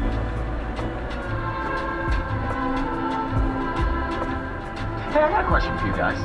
You know, since we do a whole scene with, character reading the will, if you guys were to die suddenly, what would you leave me? Would you leave me anything, or does it all go to the The family? millions of dollars I've made you. How much are you worth? $25 million? That's a lot of money. And that's pretty much you have the two of us to Oh, so thank for that. you're saying? Well, that's definitely true. Actually. Yeah. But I have to thank you guys Okay, as no, well. so Is there anything you'd like to leave me, Charlie? I'm trying to think what you like. You could even just go ahead. I probably have like a nice Japanese whiskey, which I know you enjoy, so I could leave you my Did whiskey. you see me just like that? You know? I actually just genuinely got a little bit touched by that. Yeah. I'm genuinely You can touched. have my whiskeys. You're touched by the fact that I know what it is that you really like. Yes, and that you would give me that. That you would Yeah, that sure. you would will that to me. Okay, I'll see if I'll call my. All right, Rob. What would you give me? Oh, no. I'm not going to follow that. What would you give me? What would Glenn like? Other than whiskey.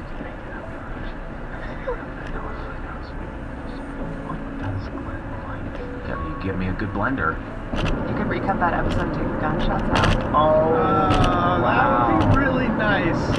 Wow. And listen, you wouldn't even have to we don't have to replace the current one. You just literally give it to me. Okay, why don't we do that? Why don't we do that anyway? Because it might be interesting to see the scene as exactly the way you want it. Okay, so I think the funniest version, for the record, if we're actually going to do this, is 5 clicks and then a gunshot. I don't know if there's a way to cut it that way, but We have the technology to do that. Of course, we could just go back. They'd have to just pull that one. it wouldn't. It would, depending on how many times he fires it, and I think he does fire it probably 6 times, because then he reloads it and fires it again at the end. You could take the first. You could just mute the first. Yeah, with the flashes. The ultimate muzzle I flashes. think we did. I think we did. We did? But we can go back. Hey, look, for you, buddy, since you're dead and whatnot, we'll go back. We'll pull that old footage and we'll have it recut. Well, I'm not dead. You're dead. You're leaving me something. I'm alive. Right, I still don't understand. Yeah, you know how it works. You died. Why you left me something. I'm alive. I'm alive. You don't leave the dead man So, something. okay, so that you have full autonomy to cut the show any way you want. That's what I'm The Glenn Howerton cut Glenn Howard. of the whole fucking I'll series. put that in my will. How about this? I'll put this in my will. You guys should continue making the show. By the way, we have actually all decided that if one of us dies, we will continue making the show. That was years ago, before we made that. Yeah. We did make that call. And it's not to honor you. It's because we want to continue making money. But how about this? If I die, or when I die, from some awesome thing, and you guys are still making the show. Wait. You guys still want to make the show? Oh yeah. You guys I want to make the show with you. No, I keep trying to get out of this. Yeah, let's say. Right, you keep trying to get out. But what if I get put in my will that I always side with Glenn? Holy shit, that'd be so fucked up. So he's got a super majority. I have a super majority. I'd be If I fine were to because do that, I would. Glenn and I tend to agree. That is true. That is We true. agree a lot on We creative generally, things. Charlie and I disagree. And you, I don't know that that's necessary. No, it's generally me. cycles around. It cycles around. It cycles around, yeah. But I would say that, it's very rare where there's a scene, in the editing room where there's like gunshots getting put in or whatever it is, and I'm like, that's crazy. I would say it's rare that we heavily disagree on anything. It's just, we usually know when something's working or not working. Can we agree that we've done the podcast for the day? I don't know about that, Rob. I have something to leave you guys, even though I'm not dead, but I have a special treat for you today. You do? Which is, this morning, I hard-boiled these eggs in coffee. No fucking way. No to way. see whether it would get through. So if you guys want to peel these eggs and then taste them, Let's do it. Let's do it. You didn't peel it before you boiled it? I did not peel. Okay, so you just boiled. I made a pot of coffee, and then I put the eggs into the coffee with no extra water, just the coffee, and then I boiled them as I standardly do hard-boiled eggs. We would do salt. There's no brown coloration in here though. Like with the tea. The tea egg shells They off. still smell. They still smell like egg. See, here's what That's I think. The tea egg. The thing with the tea egg, and I don't know. I'll have to I look can at. never peel these well. Well- You guys suck at. I suck at peeling hard. You gotta use the side of your thumb. size. These are tough. They're Oh, shattering son. into a billion pieces. I'm not good at this. I would say that I think maybe let's look up how the tea egg is cooked. But I think what I meant to say when I did look that up, and actually they soak it in tea after they hard boil it. after they boil it. So so this is going to be nothing probably. This is gonna taste like it smells like an egg. It just tastes like an egg. Yeah. Oh, does it? So yeah. Well, it but can't look, I like penetrate it. the I like shell, it. right? So we got to do it the way they do the tea egg. You gotta Soak it in coffee. You gotta, and this is what I meant when I said you peel it first. You gotta boil it, peel it, and then soak it in some coffee. Then soak it. But definitely boil it first before you peel it. Well, Megan, thank you. Well, Thank you very much. My husband was like, "What are you doing?" And I was like, "I'm working. I'm working here." Hey guys, wait. For those freaks out there, let's do a little ASMR. Why? Oh my God! No, you know, That actually does not bother me. That doesn't bother me. That doesn't bother you? Wait, let me do it. Let me see if I can. It won't bother me if you're doing it on purpose. Really? Right, that's what we established. Chewing sounds don't bother It's me. not the sound. Yeah, it's that people don't give a shit. Yes, Yes, it's the chaos. It's the psychology behind it being like, I don't care what sounds I make that are invading the space. Sounds very odd because the sound bugs the shit out of me. And whether you are doing it intentionally or not, it's the sound. So this bothers you? No, I'm doing it on purpose. Yeah. To try and bother. There's a lot of people out there right now that are fucking really grossed out. And then there's some people that are getting erections. Right. Yeah, I guess. I don't know. I don't know. Is that what it is? I don't know. Like, are women into this, Meg? Are they getting turned on? No. It's only men. Oh, do you speak for all women? Yes, I do. Meg speaks for. It's a good egg, Meg. Thank you. That's a good egg. Coffee egg egg. in these trying so it times. turns out you can boil your egg in coffee or water and it won't penetrate the shell. Boil it and whatever you're already boiling, just go ahead and throw an egg in there. It won't make a difference. That's basically what we're saying. Well, guys, this has been great. Episode has been brought to you by egg. Egg. It's just funny. For your trying times. I don't like it. I don't like it.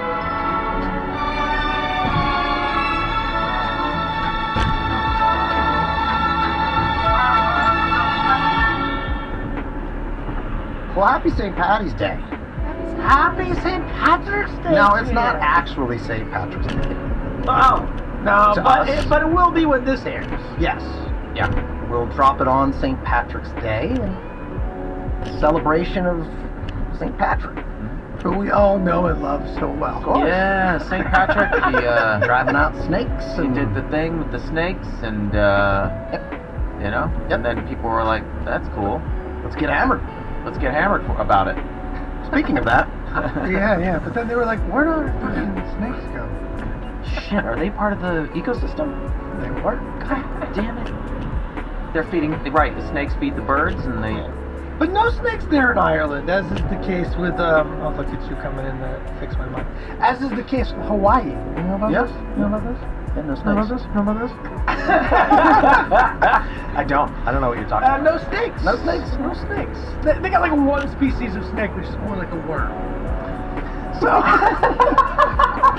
A worm is just a snake that is like way more lame, right? You know what I mean? It's like all worms want to be snakes. You know what I mean? Like they're worms like When I grow up, I'm definitely gonna be a snake. I know I can make this happen. It doesn't work that way. Walter, it does not work that way. wait, hold on. Walter, is that your fist you butt? Fist your butt, buddy. Well, so what are we doing here? So we're here tonight. Now, for the viewer, you can see that there's alcohol in front of us. The listener, you just heard it. You just heard. You've heard it. You've heard the words. You've heard There about are worms. 3 shots of brown per person, including Megan, Just to get going. just to get going. Just to get a base. We are asked very often, are we drinking at work? And generally, I mean, almost always, the answer is no. There's only been a couple, we've covered this in the podcast, there's been a couple of times where we drank during work shooting hours. Only at the very end of something, like it was like the last scene of the season. Yeah. So we thought, let's drink at work today. And maybe we might do this, we might not do this. We were kind of joking around, hey, would it be funny for the people listening or watching to hear us try to break an episode? And to see how that would go drunk. We may start that and totally give it up because we don't have to do anything we don't want to do. No, and breaking stories is the worst. It's the worst. It sucks. It's a lot of this. What if... Okay, wait. Wait. What if... Okay. No. We did that. There's a lot of... We did that. We did? Yeah, we did that. That's a lot of we did that. A lot of we did that. Well, let's drink the shots. Let's get it going, Yeah, right? so what we're going to do is we're going to do all 3 shots right in a row. Yeah. Because then that first minute, all of us will still be sober. Then slowly but surely, the alcohol will kick in. Or quickly, I don't know. Yeah, I think it's going to happen Everybody's pretty quick. Yeah. Now, this is bourbon. Yeah. This is a bourbon drink. All right. Cheers. There's an Irish word, right? Slanja? Yeah, slange. Slange. That sounds like I'm saying. Isn't that the Beyonce's sister? Fuck it. Here we go. All right, just Solange. All right. Just like that. No rest for the weary. You're not even gonna take like a 10-second break between them. You're just gonna. No, I was just gonna go fire right him through That second one went down with a pause. Yeah. There was You hold in your mouth for a second. there was a brief pause where my body was like, No, don't do that. No. Yeah, your body's like, no, I will not do. Stop. Why are you doing that? I'm gonna drink a sip of water. Yeah, it was not good. That's 2 for me. Yep. It's gonna be number 3. Feel warm. What number are you on? After. 1.5. Better hurry up. You've been sipping that one? Now, just to be clear, that was all the same bourbon, and it was exactly 1 shot in each glass. That would be 1.5 ounces of fluid. But it was 86 proof. Yeah. So just a hair stronger. Just a hair stronger than your average 80 proof alcohol. Yeah. And we're not in college anymore, so this is not a normal routine for us. Don't fire down 3 shots. Ever. Ever. Speak for yourself. You're firing down shots. If I do shots, it'll be like a tequila or something. Guys, I figured out actually the formula to getting drunk without getting a hangover. Would you like to hear what it is? Yeah. Yeah, that'd be good. I need that really bad. Okay. Now, this is not to say that you won't have, like, you might have a little bit of a hangover, but I'll say it's the formula that I've figured out that gives me the least amount of hangover. It's the shots are fun. It's the potato chips you gave us beforehand that have created very salty, a very quick sort of salty, heartburning situation. Oh no! And Your body's just rejecting all of it. I'm fine, but I mean, I'm It wasn't just potato chips that were. Yeah, there was other things, but there was the saltiness of the It potato ended with chips. It ended with just. Also, for the listener at home and the viewer, we are in my home. Yeah. This is my guest. This is cozy. This is Rob. my Thank you for office. having This is us. the office that I work out of. We didn't think it'd be fun to do it at our. No, you'll notice. Your writer's office. You will notice. Again, for the listener, they don't know that it's not 9 a.m. You can tell when you look out here in the camera that it's dark outside. It's dark Yeah, outside. we decided to do this at night. Normally, we record the podcast in the morning. Megan, did you just wiggle your glass to indicate to me you It just got the third one down? Third one. That's still very impressive. That is a lot of whiskey to drink very fast. Okay. I wanted to do it in the mic because that's part of the fun. Is there a trash can close by in case it comes up? This might come up. It might come up. Now that was Just FYI, you guys have not spent a lot of time drinking. You spent a lot of time with Megan, but not a lot of time drinking with Megan. I have spent time drinking with Megan. She gets so happy. Oh, are you a happy drunk? She's a happy drunk. Yeah. Megan, The I'm demon- so happy. I know you as a happy person in general. Then you don't know Megan. Well, Megan is a happy person, but there are demons. well, But you're a person. The whiskey pushes But the demons I away. never have bad, like, drug experiences or drinking experiences. I don't go dark when I use Ever? substances. No substances made you go dark. No, I keep took trying. Just keep trying.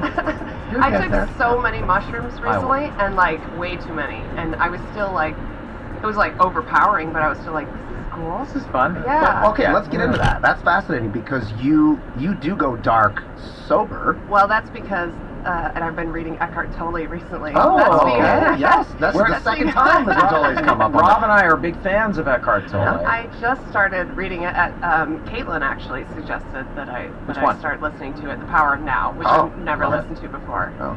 But I think that that's because when I'm sober, it's my, like, thinking mind Mhm. that is sad all the time. And when I get drunk, maybe that It's your ego. shuts down. It's your ego. It's the I that you Yes. identify with, not the real Not you, the real but the Yes. Now that he addresses this, I'm not going to plug or push Eckhart Tolle. Right. I will say that he addresses this because he said what he says is you try to rise above the voice.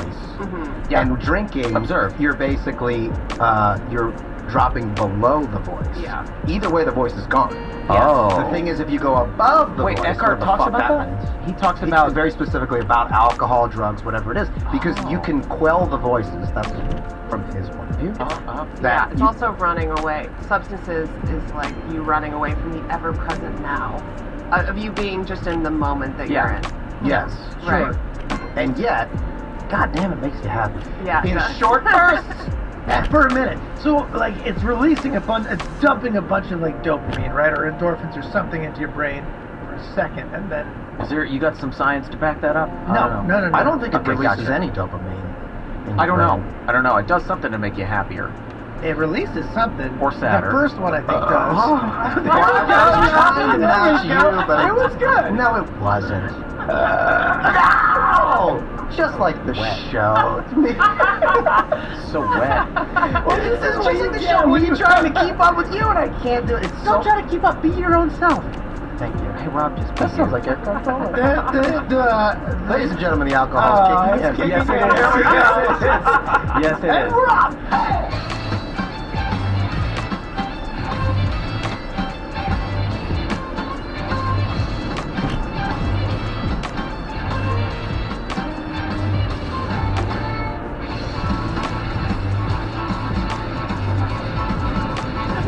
What are we Can gonna I do? just say, What are we I'm talking sorry, this fire is so fucking hot. You were- yeah. I told you, can we open the door? No. Take Turn your the shirt fire off. Take your shirt Turn off. the fire off. No, take your shirt off. You don't want me to take my shirt off. What, Come sit over here then. Are you a fatty? Are you a fatty? It's so hot. Oh boy. Rob, your nose is a little red. I was out in the wind. Well, I was out in the wind again. We were today. both out. Oh. I have windburn. Or maybe that's, I don't know. Dude, I definitely have windburn. I don't know We that were you out. get windburn just on your nose. No. No, that's literally alcohol. What? Well, So the was alcohol alcohol has- flush? Yeah, you're flush. Was my nose red before the alcohol? No. It is fired up since the alcohol. It looks like someone has slapped another nose onto your face. Like that You know what it is? I think it's the fire. is No, it's the no. alcohol. Like, remember when you were a kid and there was a rumor that like, hey man, don't pee in this pool because they put a chemical in it. Yeah, of that course. if you pee, it like turns like blue around you and they'll know you pee. Well, it's for you. It is. If he's been drinking, if that's you've how he been gets drinking, yeah, and it's hereditary. Have you noticed it before? No, I'm doing a bit. I will. But, like, Oh. But I've been drinking it's around your you for body being 20 like- years. Yeah. And that's never happened. no. What if I swim? Let me Come see. over here. Okay, well now let's see if I Come go over here. over there. Is your nose? Does your Now, nose we feel have hotter just- than The everything else? nose. Your nose knows. Yes. We have just figured out why we don't break stories drunk. There's I have no desire. I'm sweating. No, I'm not going to. No, we're not gonna do it. We're not gonna do it. I would like to hear you Yeah. play that guitar though at Here it some comes. point. I'm just. Oh, no. Yes, straight into it. Here we go. Just one prompt. One prompt. What do you want? We'll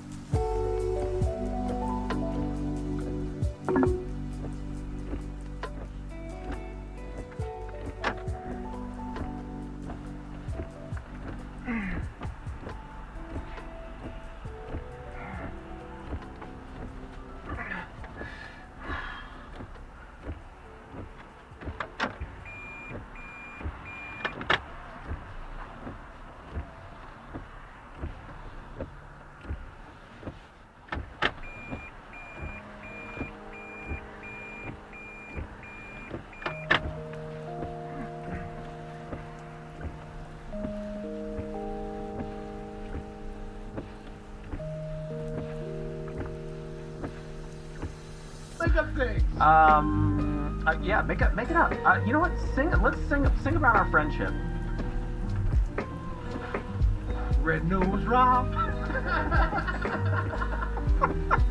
I don't know. I got it. Yeah, that's fair. It's kicking in now and it's getting real. Yeah. Rob. Sloppy. It's sloppy. Sloppy. You guys are the Beatles. Wait, we're the Beatles. Go. Okay. I forgot that we were the Beatles. Go. Right. Oh, he's got a guitar too. Where's my guitar? What the fuck? You have another? It's like when Bob Dylan went electric. You know what I mean? Nobody wants it. Nobody wants it.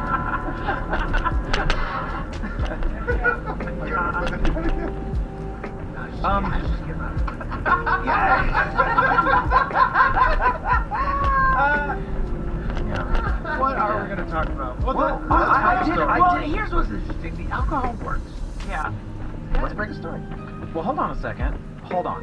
Hold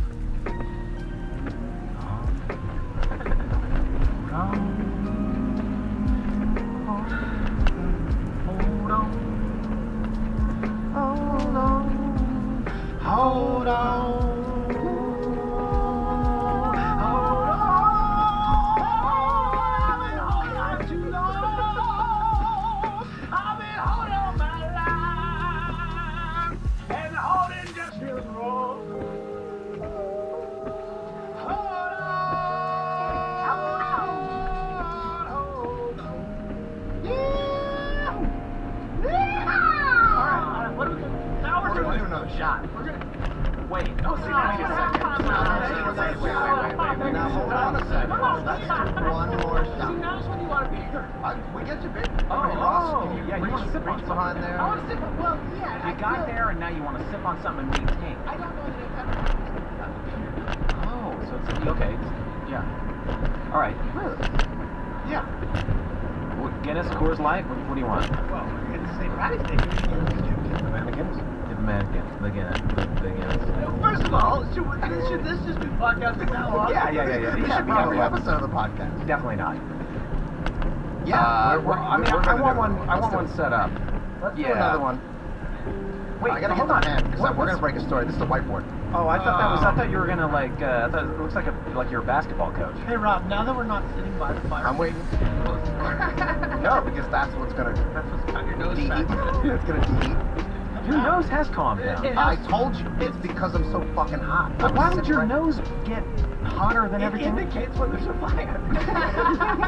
It's like a fire alarm. Okay, that's what the episode should be about. Okay, here we go. All right, here we go. And we're off. I had a pen. And we're Hold off. on, I'm right You back. nailed it. Okay, all right. So which character is it whose nose constantly turns red and they're upset about it? Well, Ross. No, it's Dennis's, right? Because it fucks with your ego that your nose turns red. And So like, but I've level of embraced makeup, no level of makeup will cover your nose. right. Or such a level of makeup that you can see it, and once you start to see it, the illusion is gone, right? If you know that I'm wearing makeup, It then the ruins illusion the is fun. gone. Yeah. And that, by the way, that is the speech. Like, his nose is turning red again. I'm like, I thought you were dealing with that with makeup. And then I go on a whole monologue about about how no amount of makeup, the amount of makeup that it would take nowadays to make the nose not be red is, it becomes noticeable. You can see it. Okay, And that's so a problem. maybe- That's a problem. So maybe his nose has been red for years. Yeah, But he's been covering it up. Well, Yes. but we've done, Is it like we've a done dark- that. We've established he was makeup free in an Yeah, that's episode, true. and it wasn't red. It was coolish. This is where we There's something- this is where we run into problems with the history of the That show. episode got something- taken down. Yeah, that's That episode was Oh, so it taken. doesn't exist. We can do it again. No, Guys, it we does can do it again. exist. No, it does exist. It's on YouTube. That scene's on YouTube. Okay. Somebody put it on YouTube. that I middle appreciate part it. you have. The middle part. Just run into problems with the history of the That show. episode There's got something taken down. for years. Yeah,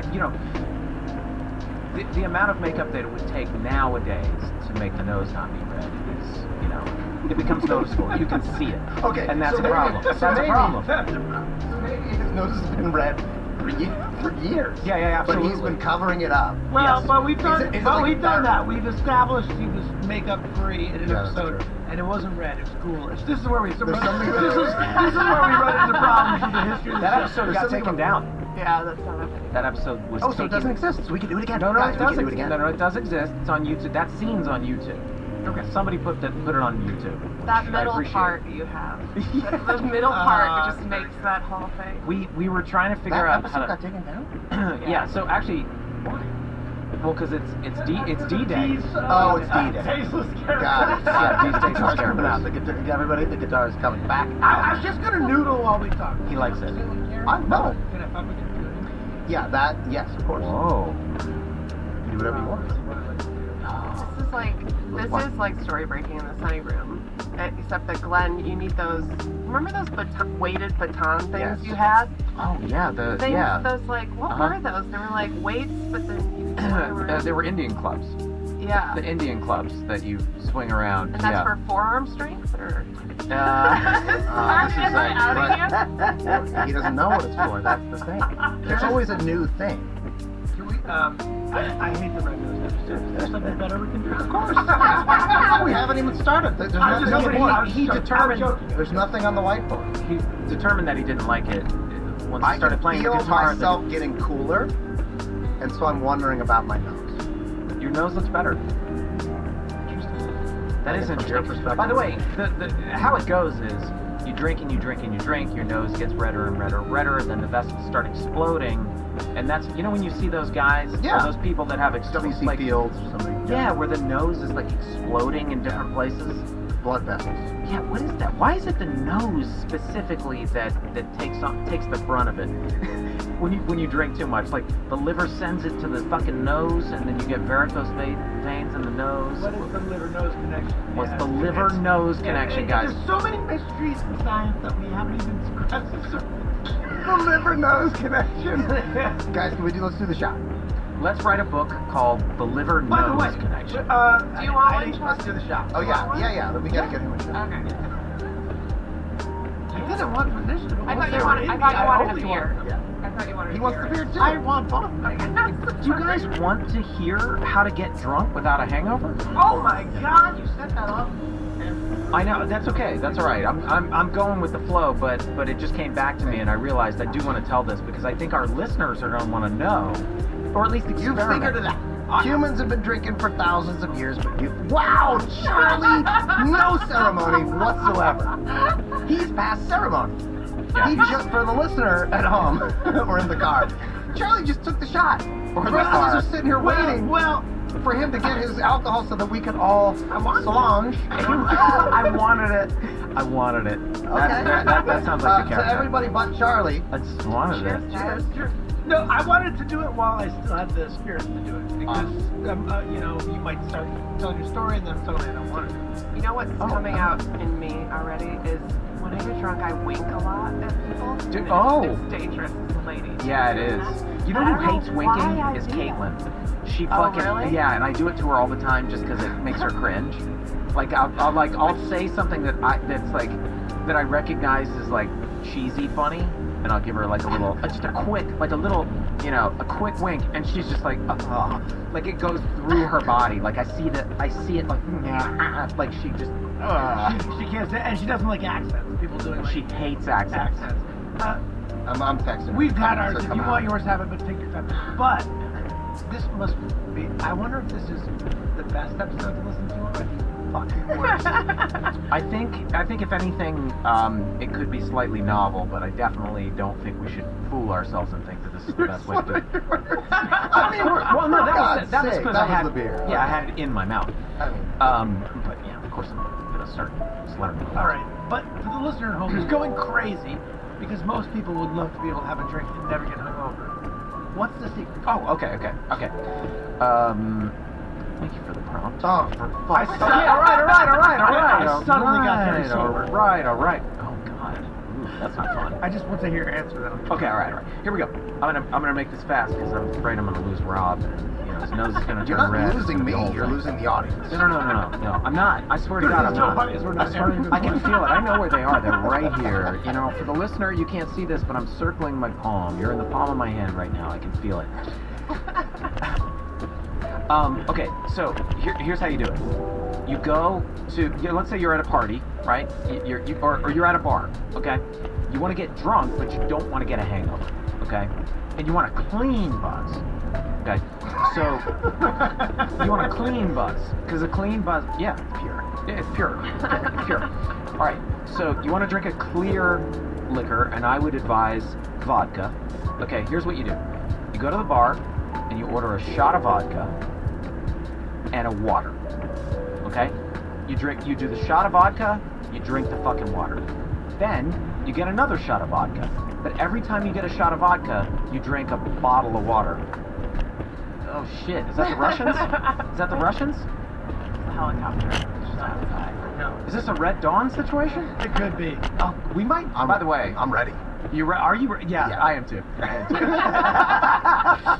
I am too. We believe in the Second Amendment in McElhinney. Buddy, I'm armed to the But teeth. not when you're drinking. What do you mean? Cut that. Yeah, by the way, when you're drinking, the guns don't go away. They stay where they are. In the safe. Yes, but I'm We get it. Drink a lot of water when you drink. Well, And by the way, yes, that's the gist of telling it. us That this is the as gist of if it. we have I think somebody told me that at 16. Well, if someone had told me that at 20, it would have helped a lot. I'm telling you guys, and I did this experiment with Jill too, and Jill, now, this is what she will do sometimes when she needs to stay, sharp. There. At the party. Yeah, go for it. Would you stay sharp?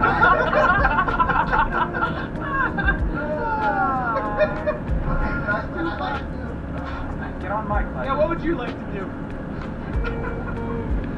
I'd like to do a reveal.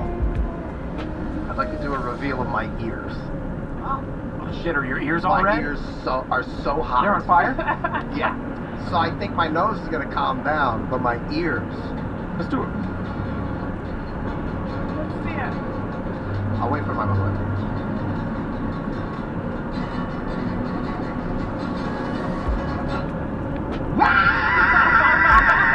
Wow! Those are good ears!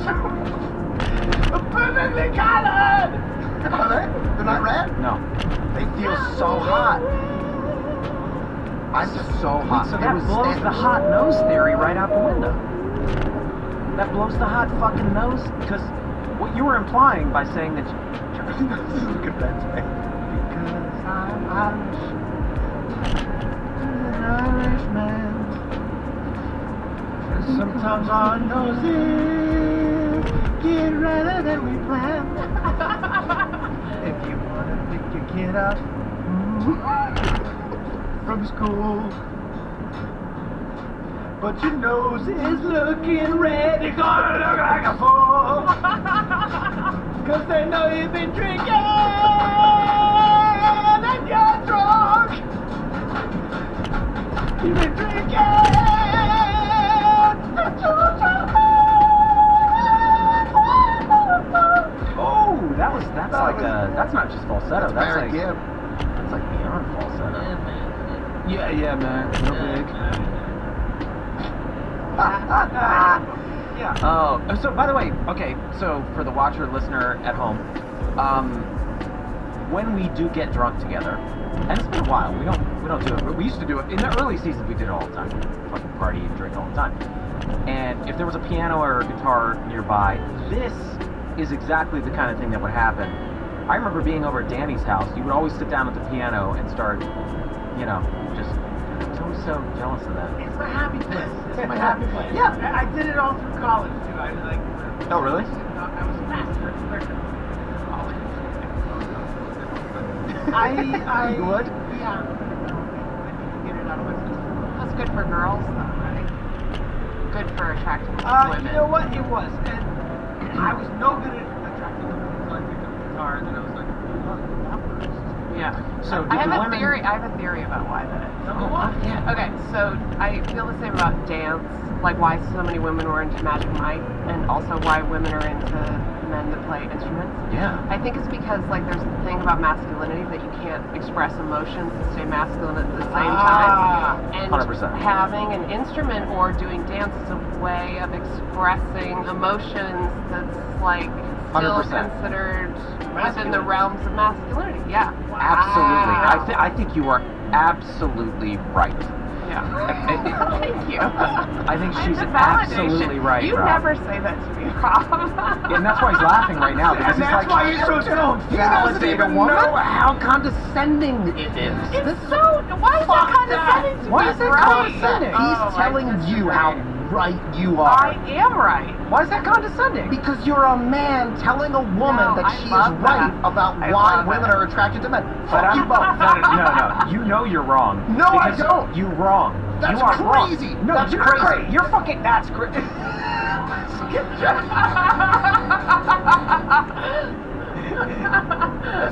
This is it. Don't. Yeah. Start whiskey. That's why I said That's let's not true. don't That's do not- whiskey. That's why I That's said not true. I mean, I get that. I know you are. I was validating Megan's point of view because I agreed with it. It's just that simple. She said something, and I was like, oh fuck, you're totally right. And I would have said that to anyone. Man, woman, alien, Ross. He's in his own category. People don't even know about Ross yet. He's in his own category. That's next level podcast. Give it a shot, Ross. Stick your fucking face in Megan's shot. Let's have a look at Ross. He's gonna take over for me when I move to he's that He's chair. wearing a Cascanes hat. Yeah. Oh yeah. he's Move go- over. you're Come going on full- in. Go on, jump in, Ross. podcast. Jump in, Ross. Okay, this is Ross Jump Maloney. This man has, he's my rock. Sorry, I'm gonna get emotional. Ross is my rock. Love him. I love him. Ross is my rock. Do you need a tissue or anything? I'm good. Ross is my rock. Ross is my rock is a good lyric. Yeah, it is. Yeah. Ross is my rock. He is though. My rock. He really is. When I need a man to jump in for me. Ross is my rock. When I have a properly set my clock.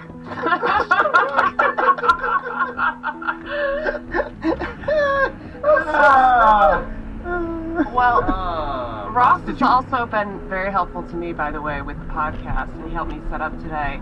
And also, he wrote down some questions that we could ask you guys. Hey, let's do that. Yeah, let's do some prompts. So one of them is, which of you guys is the most fun drunk? And how would you categorize your That's for the drunk listener at home, but I personality? think we're all equally fun. I agree. I think we're all happy drunks. I Here's mean, the I thing, don't. Ross, you're the one sober person in this situation now. Yeah. Oh shit! I haven't done my shot. Oh, my Hey, guys. Lord. I'm hammered. I didn't eat dinner. I didn't eat dinner. I'm ready for tonight. another one. God, you're fucking nuts. All right, I'll do on, it. I'm let's gonna do do it. one. This is gonna Wait, get real. This Ross. is gonna get messy. You sat in, but you haven't spoken. Who's the best drunk? He doesn't even know us. He's Glenn's rock. Tonight. No, you know what, Ross? It's not fair for you to ask because Glenn might fire you. Glenn pays you. I don't pay you shit. He's I gonna- wouldn't fire Ross for $1 million. Let the man speak. All right, what's the take on it? Okay, I'm seeing different styles emerge here. I like the music from comedy, but the aggression, I was into that. I couldn't look away. I shot Did it he pay down. this guy? I shot down the aggression. I should have let that flare up. The aggression's fun. It's not real. Rob, you were at a Glenn because of why? What did that? What else? Exactly. Well, I just want to see it, like, let's see what happens again. Okay, If you want another shot, I'd be happy to pour. Yeah, I think we should probably do another shot. If we're here at St. Patrick's Day, let's do another shot. Look, I'm the only one that's got to work tomorrow. What do you mean?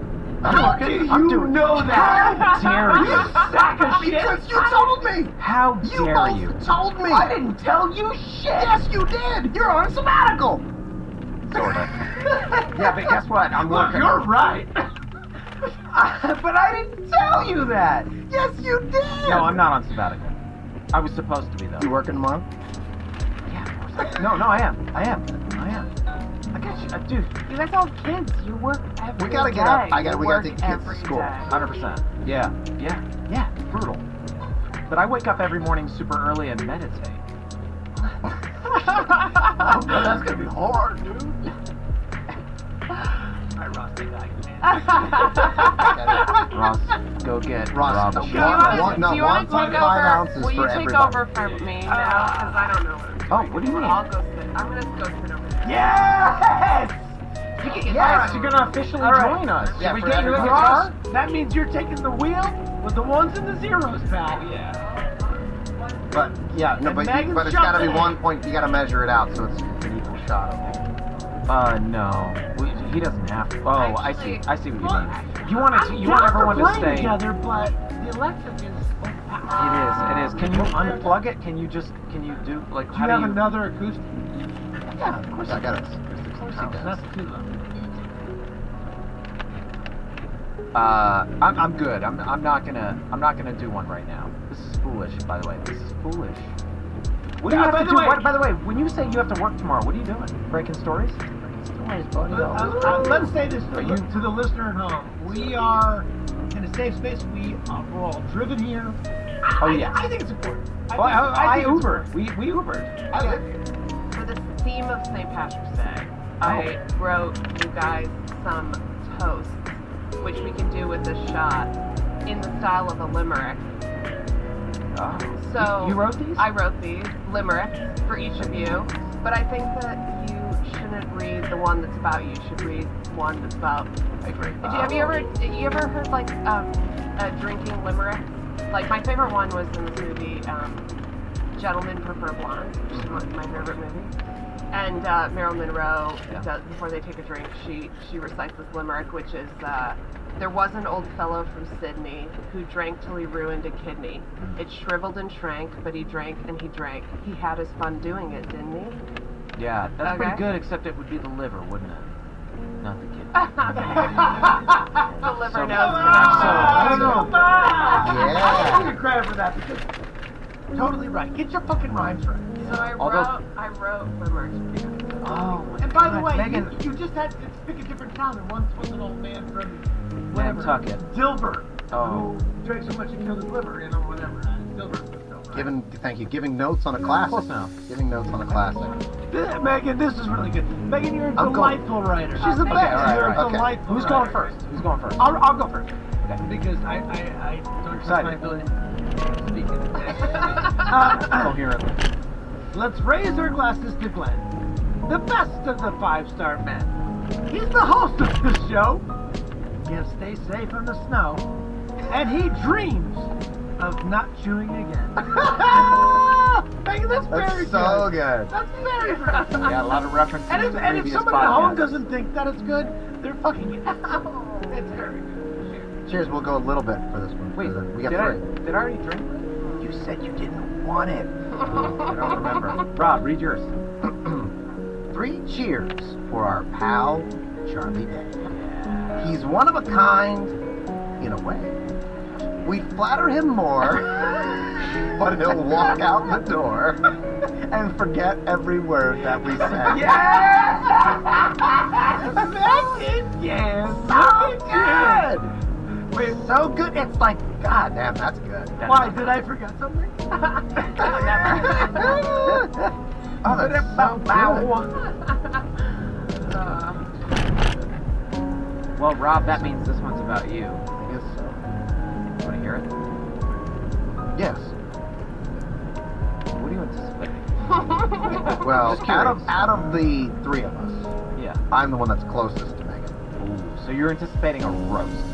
I think it's gonna be Roast. devastating. Yeah, roasty. Yes. No. Yeah. But Okay. we're very close. So she also Yeah. loves you. Yeah, oh yeah, we love each other very much. It's a love-hate relationship, as it often is with Yes, someone. but who's she close doesn't. to you. I'm guessing she doesn't love you. She likes you, but she doesn't know you that well. Not I mean, nearly right as now well. I love everybody. Yes. Yeah, well, that's yeah. Yeah. But you're keeping her because of your sociopathy. You're keeping her. That's not at arm's- sociopathy. That's at not arm's length. That's not sociopathy. That's growing up in an Air Force family where you moved around a lot and had to protect yourself. Got it. That's a whole thing. Okay, all right. That's a You're whole holding her- thing, and we yeah. can get into that. But I hold everyone at arm's length. Got it. And I don't like that about myself. It's ingrained. Okay, a toast to our good buddy Rob. He's the reason we all got this job.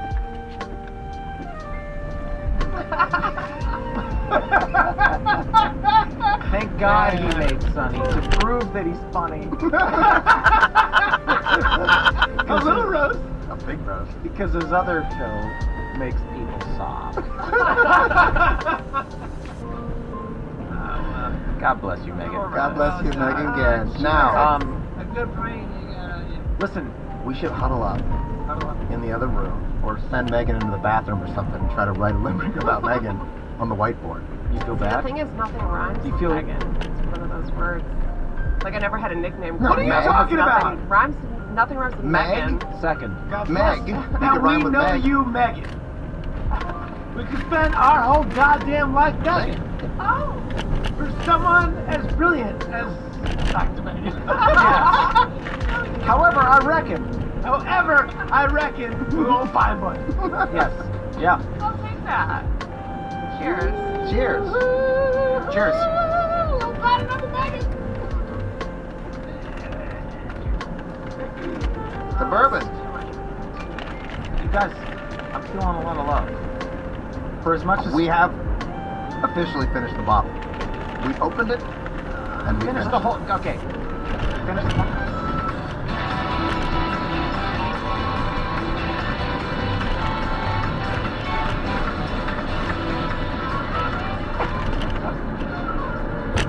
If it's just making noise, it's I don't have the acoustic guitar. I'm trying to play along to the thing, but I didn't get it. No, I don't need the guitar. I was trying to play along to your song because it's cool to hear. Rob also plays guitar very well. As Yes, does he does. Glenn. No, we all can tinker on a guitar. We can tinker. And we can do it a harmony, which is pretty cool.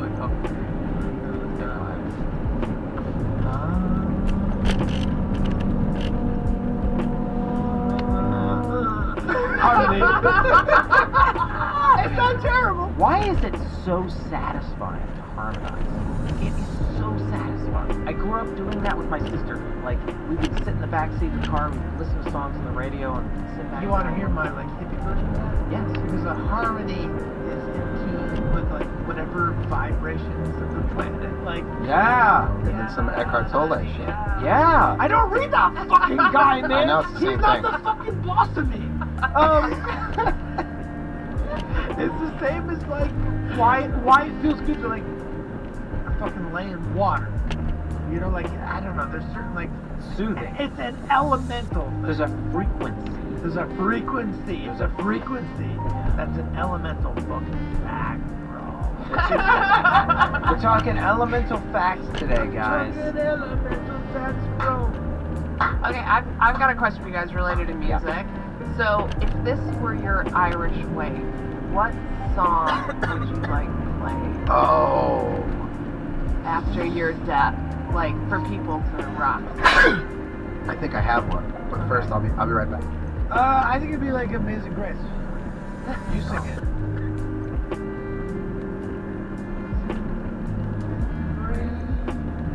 How sweet, sweet thou art. Sweet a red like me.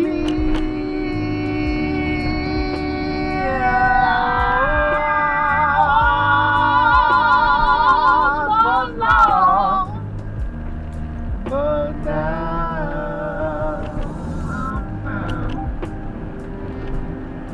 found.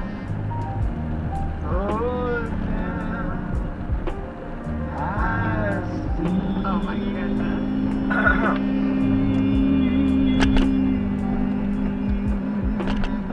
That was amazing, guys. Oh man! Will you do that at my funeral when I die? Can you play Fairy Tale of New York? I think that would be the song I would want. Oh, sure. I don't know what that Tale of New York! Fairy tale! You don't know it either. No, what the fuck? No, what the fuck is That's that? the boat. Fest? Oh, it's the Pogues. I probably know it and don't You know know that it, I and know it would be that would be a good wake song Yeah. because it's happy and sad and sad. You know what? I never could play other people's songs because the only way I ever played music was like to just make up shit, kind of like we're doing tonight. Yeah. And I learned a couple songs, but I didn't learn songs. I didn't really learn how to read music, and I never did. It was like people were like, "Hey, play this." Like, oh, sorry. Well, you didn't learn shit. You just like do a thing that you want to do. You But you don't know how to like you didn't spend a lot of time learning other people's songs. Yes. Right. I could because they tend to be there's 12 notes, so There's not that many they tend chords. to overlap. Yeah. But that's really interesting. Well, first of all, your parents are music teachers. Yes. Right. So that's. But it is fascinating because like the way that I learned to play the guitar is you go, well, I want to play a song I know, so you learn how to play that song. I did that too. I got a Neil Young like chord book, and I learned like Heart of Gold. Yeah, Heart of Gold, all the songs in like decade. And but I also was like, in the day I picked up a guitar and tried to just play my own thing. Let's play a song you wrote. Well, he Are wrote. you By willing the to way, do that? I remember you with the Gang Turns Black. I remember you coming in one day and having written all the songs in like a day. One day. In Yeah, one one day. You came in and you were like, "Here's all the songs." Well, you know what the Well- thing is though? I'm always like tinkering with stuff. My memory is the same as yours. In one night, like you sent us videos of like The song. 7 or 8, something like But, every like, song. How they ended up in the episode. Yeah. Not like a first draft. Yeah. Like, Well, I mean, it's not such a talent that I was like able to be like, here's 10 songs.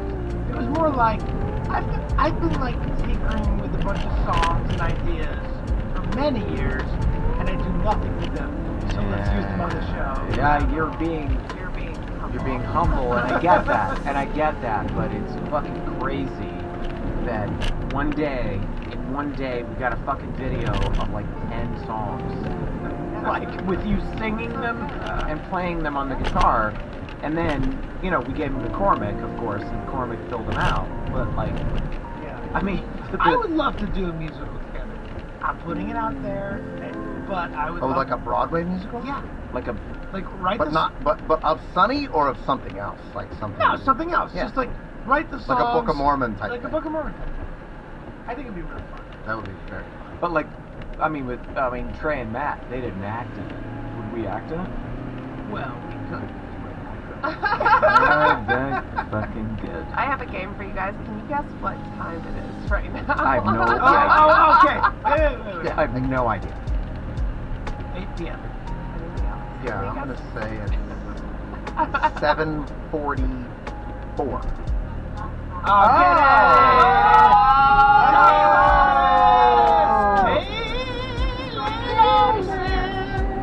There she is.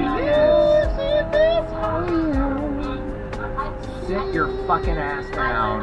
I came in to say it's the children's bedtime, and I'm Gotta be around 8. yeah, it's right around 8. That's why I know what time it is. Sorry to crash. It's just you are in my own home. We're in my office. This is my space. It's not your office. It's our office. We built we've this had- house. We built this Space. office. We've had a lot of whiskey tonight, and I've been I am listening. so fucking happy to see you. I'm so happy to see you. What a breath of fresh air. Hi, Glenn. Charlie, I love your Hitler mustache. You look nice. No. What? Oh. Stop that. What? Stop that. Hitler. You stopped it a little earlier. But I grew it all after the summer. You tried. You tried. This means I'm gonna kill everyone and everything, and this means I'm just going to arrest you, but I might take a bribe. Well, by the way, I apologize. well, by the way, Right. Shall we do the shot? Okay. Yeah. Well, cheers, Caitlin. I don't have a shot. I don't What are you think drinking? What are you drinking? I've got tequila and lime juice and bubbly water. Well, don't. God bless you. Yeah, one of you guys God bless has to you. drive the This kids is to foolish. school tomorrow. This is foolish. Cheers. This is fucking This is the dumb foolish. one. This is the This dumb is one. the dumb. I think I've been This is listening, the and it dumb seems one. like And here it's we been go. dumb for a bit. Okay. That was a dumb one. Caitlin, do you have any good drinking / St. Patrick's Day memories? Either with these guys or without them? I don't remember life without them. It's been, it wasn't like that. because it was so great. It's just we've been together for a really long time, but it's also been really, really great. What have we done? What did we do? What was life before me? That's right. What was life before Rob? I don't know. We Giant trashed. dicks and tall men. It was just big dicks and lots of drugs and very tall, handsome men. Thank God that's over. But you know what? Their Thank egos God were that's big, and so That's now. the thing. It doesn't matter how big you are. It matters how big your ego is. No, it matters how big you believe yourself to be. Oh. Oh, sure. Sweetie, this dick is giant. You just don't know it. Caitlin, I heard you don't like winking. Oh God, no. We were just talking about this I was saying earlier. because when I get drunk, I wink a lot. Oh, Now I feel well, bad. no. I think if it was from you, it wouldn't be so creepy. For me, No. it's a man. If she fucking winked at you out of the blue, that wouldn't be like, No. oh, I wasn't expecting I'll tell that. you why. would To she me, do that? a man winking at me is like this private thing that he tries to Yes. sneak Yeah. across Yes. without Yeah. anybody else knowing. This is why. And I want it all to be public. And if you're going to say something to me, say it out loud. If Megan Yeah. winked at me, it would just be you can wink at me all you want. This is why, but I I love do not this like a about you. man winking at I me. love this about you. I love this. This makes me so, like, I love this. And so I will wink at you. I wink Oh, at you God. all the fucking time. Look From at across the scenario. You know it's a safe I do. situation. It still triggers me a little she bit. knows it gives you a rise. Yes, like- I'll laugh. but it I'm also- happy to laugh, Yes, but I because also she hate knows. it for like a fraction of a second. I hate it. Yes. And I love it so much. Yeah. And you're totally right. Because it is Yeah, this don't weird... try and sneak me like a sneaky little note and nobody else knows about it. Like if you're gonna be inappropriate, read appropriate where everybody else can hear about You it, need so a- everybody I can like confer You with need a other people. paper trail. Yes, I want a paper trail. Yeah. Now, how am I gonna track that? What if I say, oh, he winked at me? How am I gonna prove that? Nobody saw it. It was so sneaky and quick. I don't like it. Megan, you can wink at me all you want. Do Oh it. my I God, do, but love it. for the same reason, it's dangerous. I don't know what it is about me getting drunk, but I wink a lot, and then I wink at guys, and I'm like, I don't mean it. I don't Like, mean no. it. It's just like an That is involuntary. very dangerous. It's dangerous. That's dangerous. It is, and I've noticed that I've done it a couple times accidentally while laughing and smiling. Like Yeah. the wink will come out, and I'm like, no, wait, hold on. And I do feel compelled to be like, I didn't mean to. That wasn't I'm sorry. I just went to smile. I feel like apologizing for it. Because winks are terrible. Stop What it. do you mean? Everybody What do stop you it. We should outlaw and ban Down winks. with winks. Down with winks. But if I wink to my wife, would you be okay with that? Yeah, that's okay. That's okay. If you guys have a contract, it's okay. If Rob winks at me, it's fine. It's not creepy. I've never winked at anybody. That's why I'm comfortable. That's why I'm I don't comfortable. wink. Can you wink? I don't That's think why so. I married Give him. us a wink. Try to wink. Try to close one eye. One eye? I want to see One eye. both eyes, actually. I want to No, see you both gotta eyes. do it real quick. Can you close one eye? My, It's I gotta don't. be- Oh, yeah, he's No, got see, it. that was He's so got a great obvious. wink. See, anybody in the room Buddy. would no, that was No, no, bad. no. I'm uncomfortable with this kind of wink. Watch this. Watch. You hate You're wink. having a seizure. Do you see what I'm saying? Wait, let me see. But you're good at it. Well, Let me that's see. why it's so Do it- upsetting. do it Watch. again. I'm just sitting here, right? Like we're just at a no big deal. So We're that just makes all in me a think Yeah. that there's part of you that... Oh, I Wait, snuck do it it again, in. do it I again. snuck it in. Why? To you? All right, we're all in the middle of Where's the conversation. camera? Do it to the camera. I don't know what my camera. Oh, this is my camera. Zoom in. I just did it. Now, It's very, now very why quick. is it that a wink so upsetting? Because it's sneaky. Right.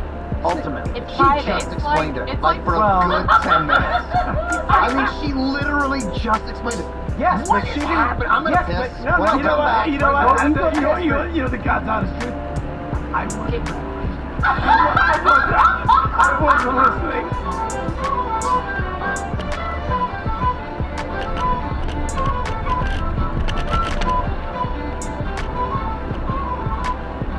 Caitlin, how many episodes of the show do you think? Oh, yeah, we were talking about how, Why are yeah. you guys thinking You that I haven't, don't- you haven't watched No, it. I don't know, but like I'm curious. Are there episodes of the show that you've never seen? There were only a couple of years there where Rob was a little bit.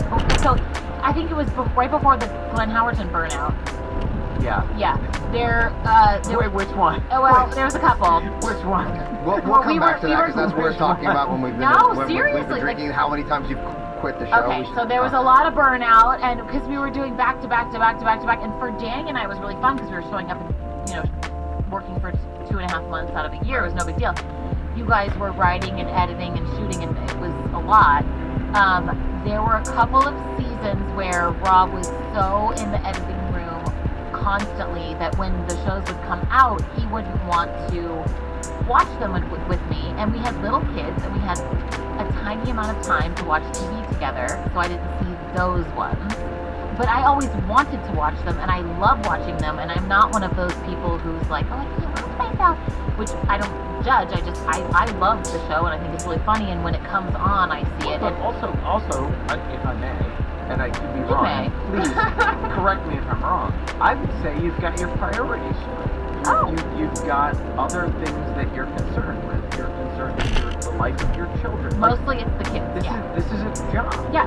You know what I mean? Speaking of which, what is somebody? I in was there just with gonna them? say nope. They're just running wild. I do need to go pretty soon and put them to bed, but Don't want you to go. I know. How many shots have we It's a taken? lot. So we did the A lot. You're looking at me, but I have no 6 or idea. I 7. just got here. Yeah, we did the 3 to start. I'm hammered. Then we did one after that. 6 at 4. least. I'm 6 having another one. I think 6. Oh, Megan, good for you. Is that the You one? must Is that say- the newest one, or is that the one Newer from? one. Okay, You should we do hammer? one more and call it a I night? have to say, because I'm drunk enough to be overly I love you. emotional. Caitlin is the whole reason I got involved with Oh any of you my guys God, in the first I love place. it. What do you mean? Yeah, because she's the thing that made me keep watching Sunny. Like, she's the thing that really, in my life, I've had 2 major female comedy influences. One was Molly Shannon on SNL. Really? Yeah, and the other is Caitlin Olsen on Oh my Sunny. God, really? And the reason was because it's so seldom you see a woman put comedy in front of everything else in their performance.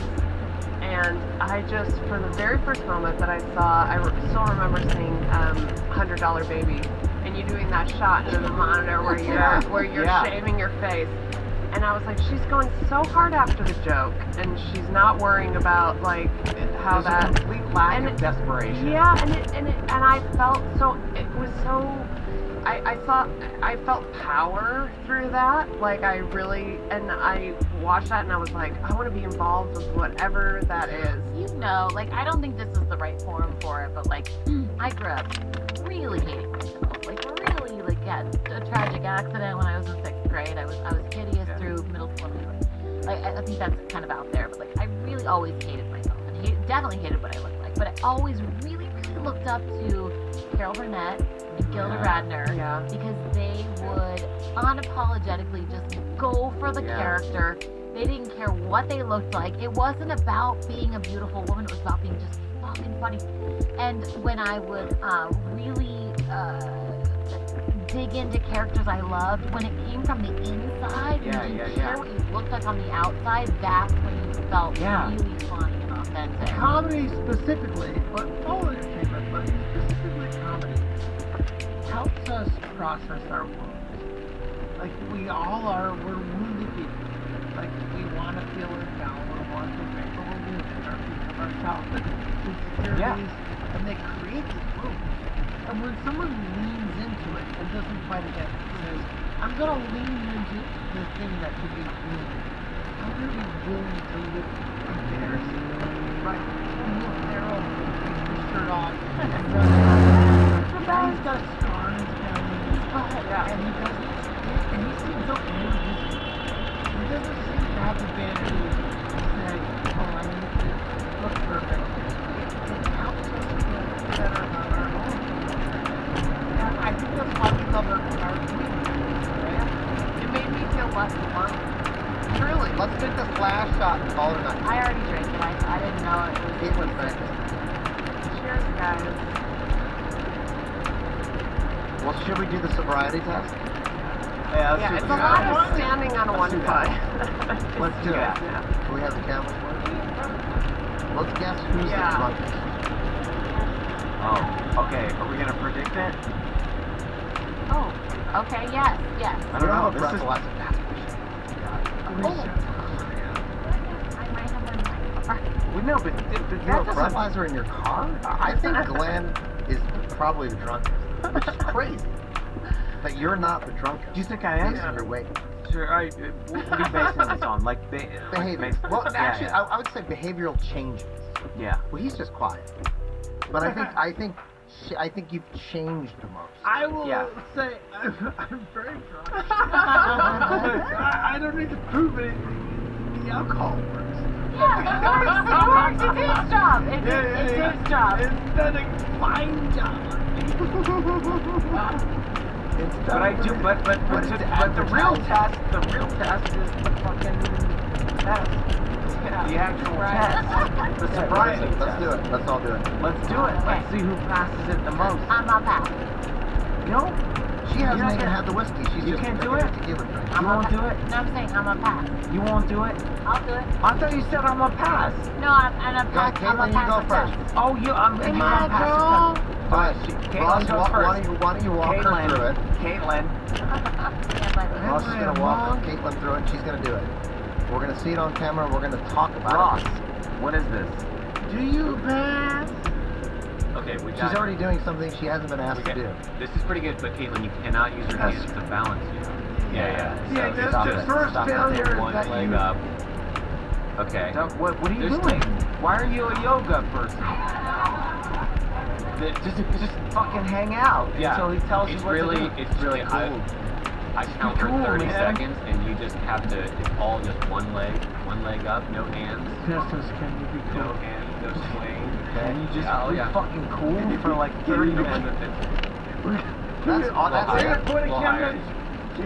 Can you be fucking Yeah. cool for like 10 minutes? I don't know that I could do that. Wait, no sober. swan, no hands. No hands. No hands. She's Caitlin. falling. She's falling. Yeah, She's falling. No. She's already fell. She's down. She's That was about 8 seconds. Come on, Caitlin. No. Disqualified. Okay, you're out. Oh shit. Glenn, you're next. You've already failed. Swan, you failed. Sit down. Oh. Glenn, how about do your eyes have to be closed? No, eyes can be open. Eyes can be Eyes can open, be open. but your hands have to be down. and Hands you're have just to be holding- down, yes. Yeah, That's no swing.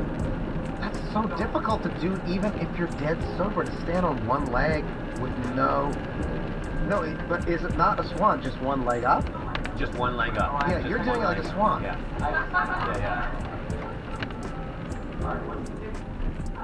Okay, so what she's doing is wrong. Yeah. So You're yeah. going So to Caitlin have sits down. your- Stop. She's peacocking. You're gonna lift your leg. You choose the leg, and then just hands down by your side, arms down by your side, no swing, nothing to help your balance. Yeah. And now you're holding that for 30 seconds. And you're not using anything else. 3, And you're not swaying. No, a little come sway, on. there's a little He's rock. got that. 6. If you're dead sober, that's impossible. You're There's off a little balance. sway in No, there. that's Okay. it. Come on. That was good though. You're telling me that a dead sober person can stand there on one leg? Fuck that. What do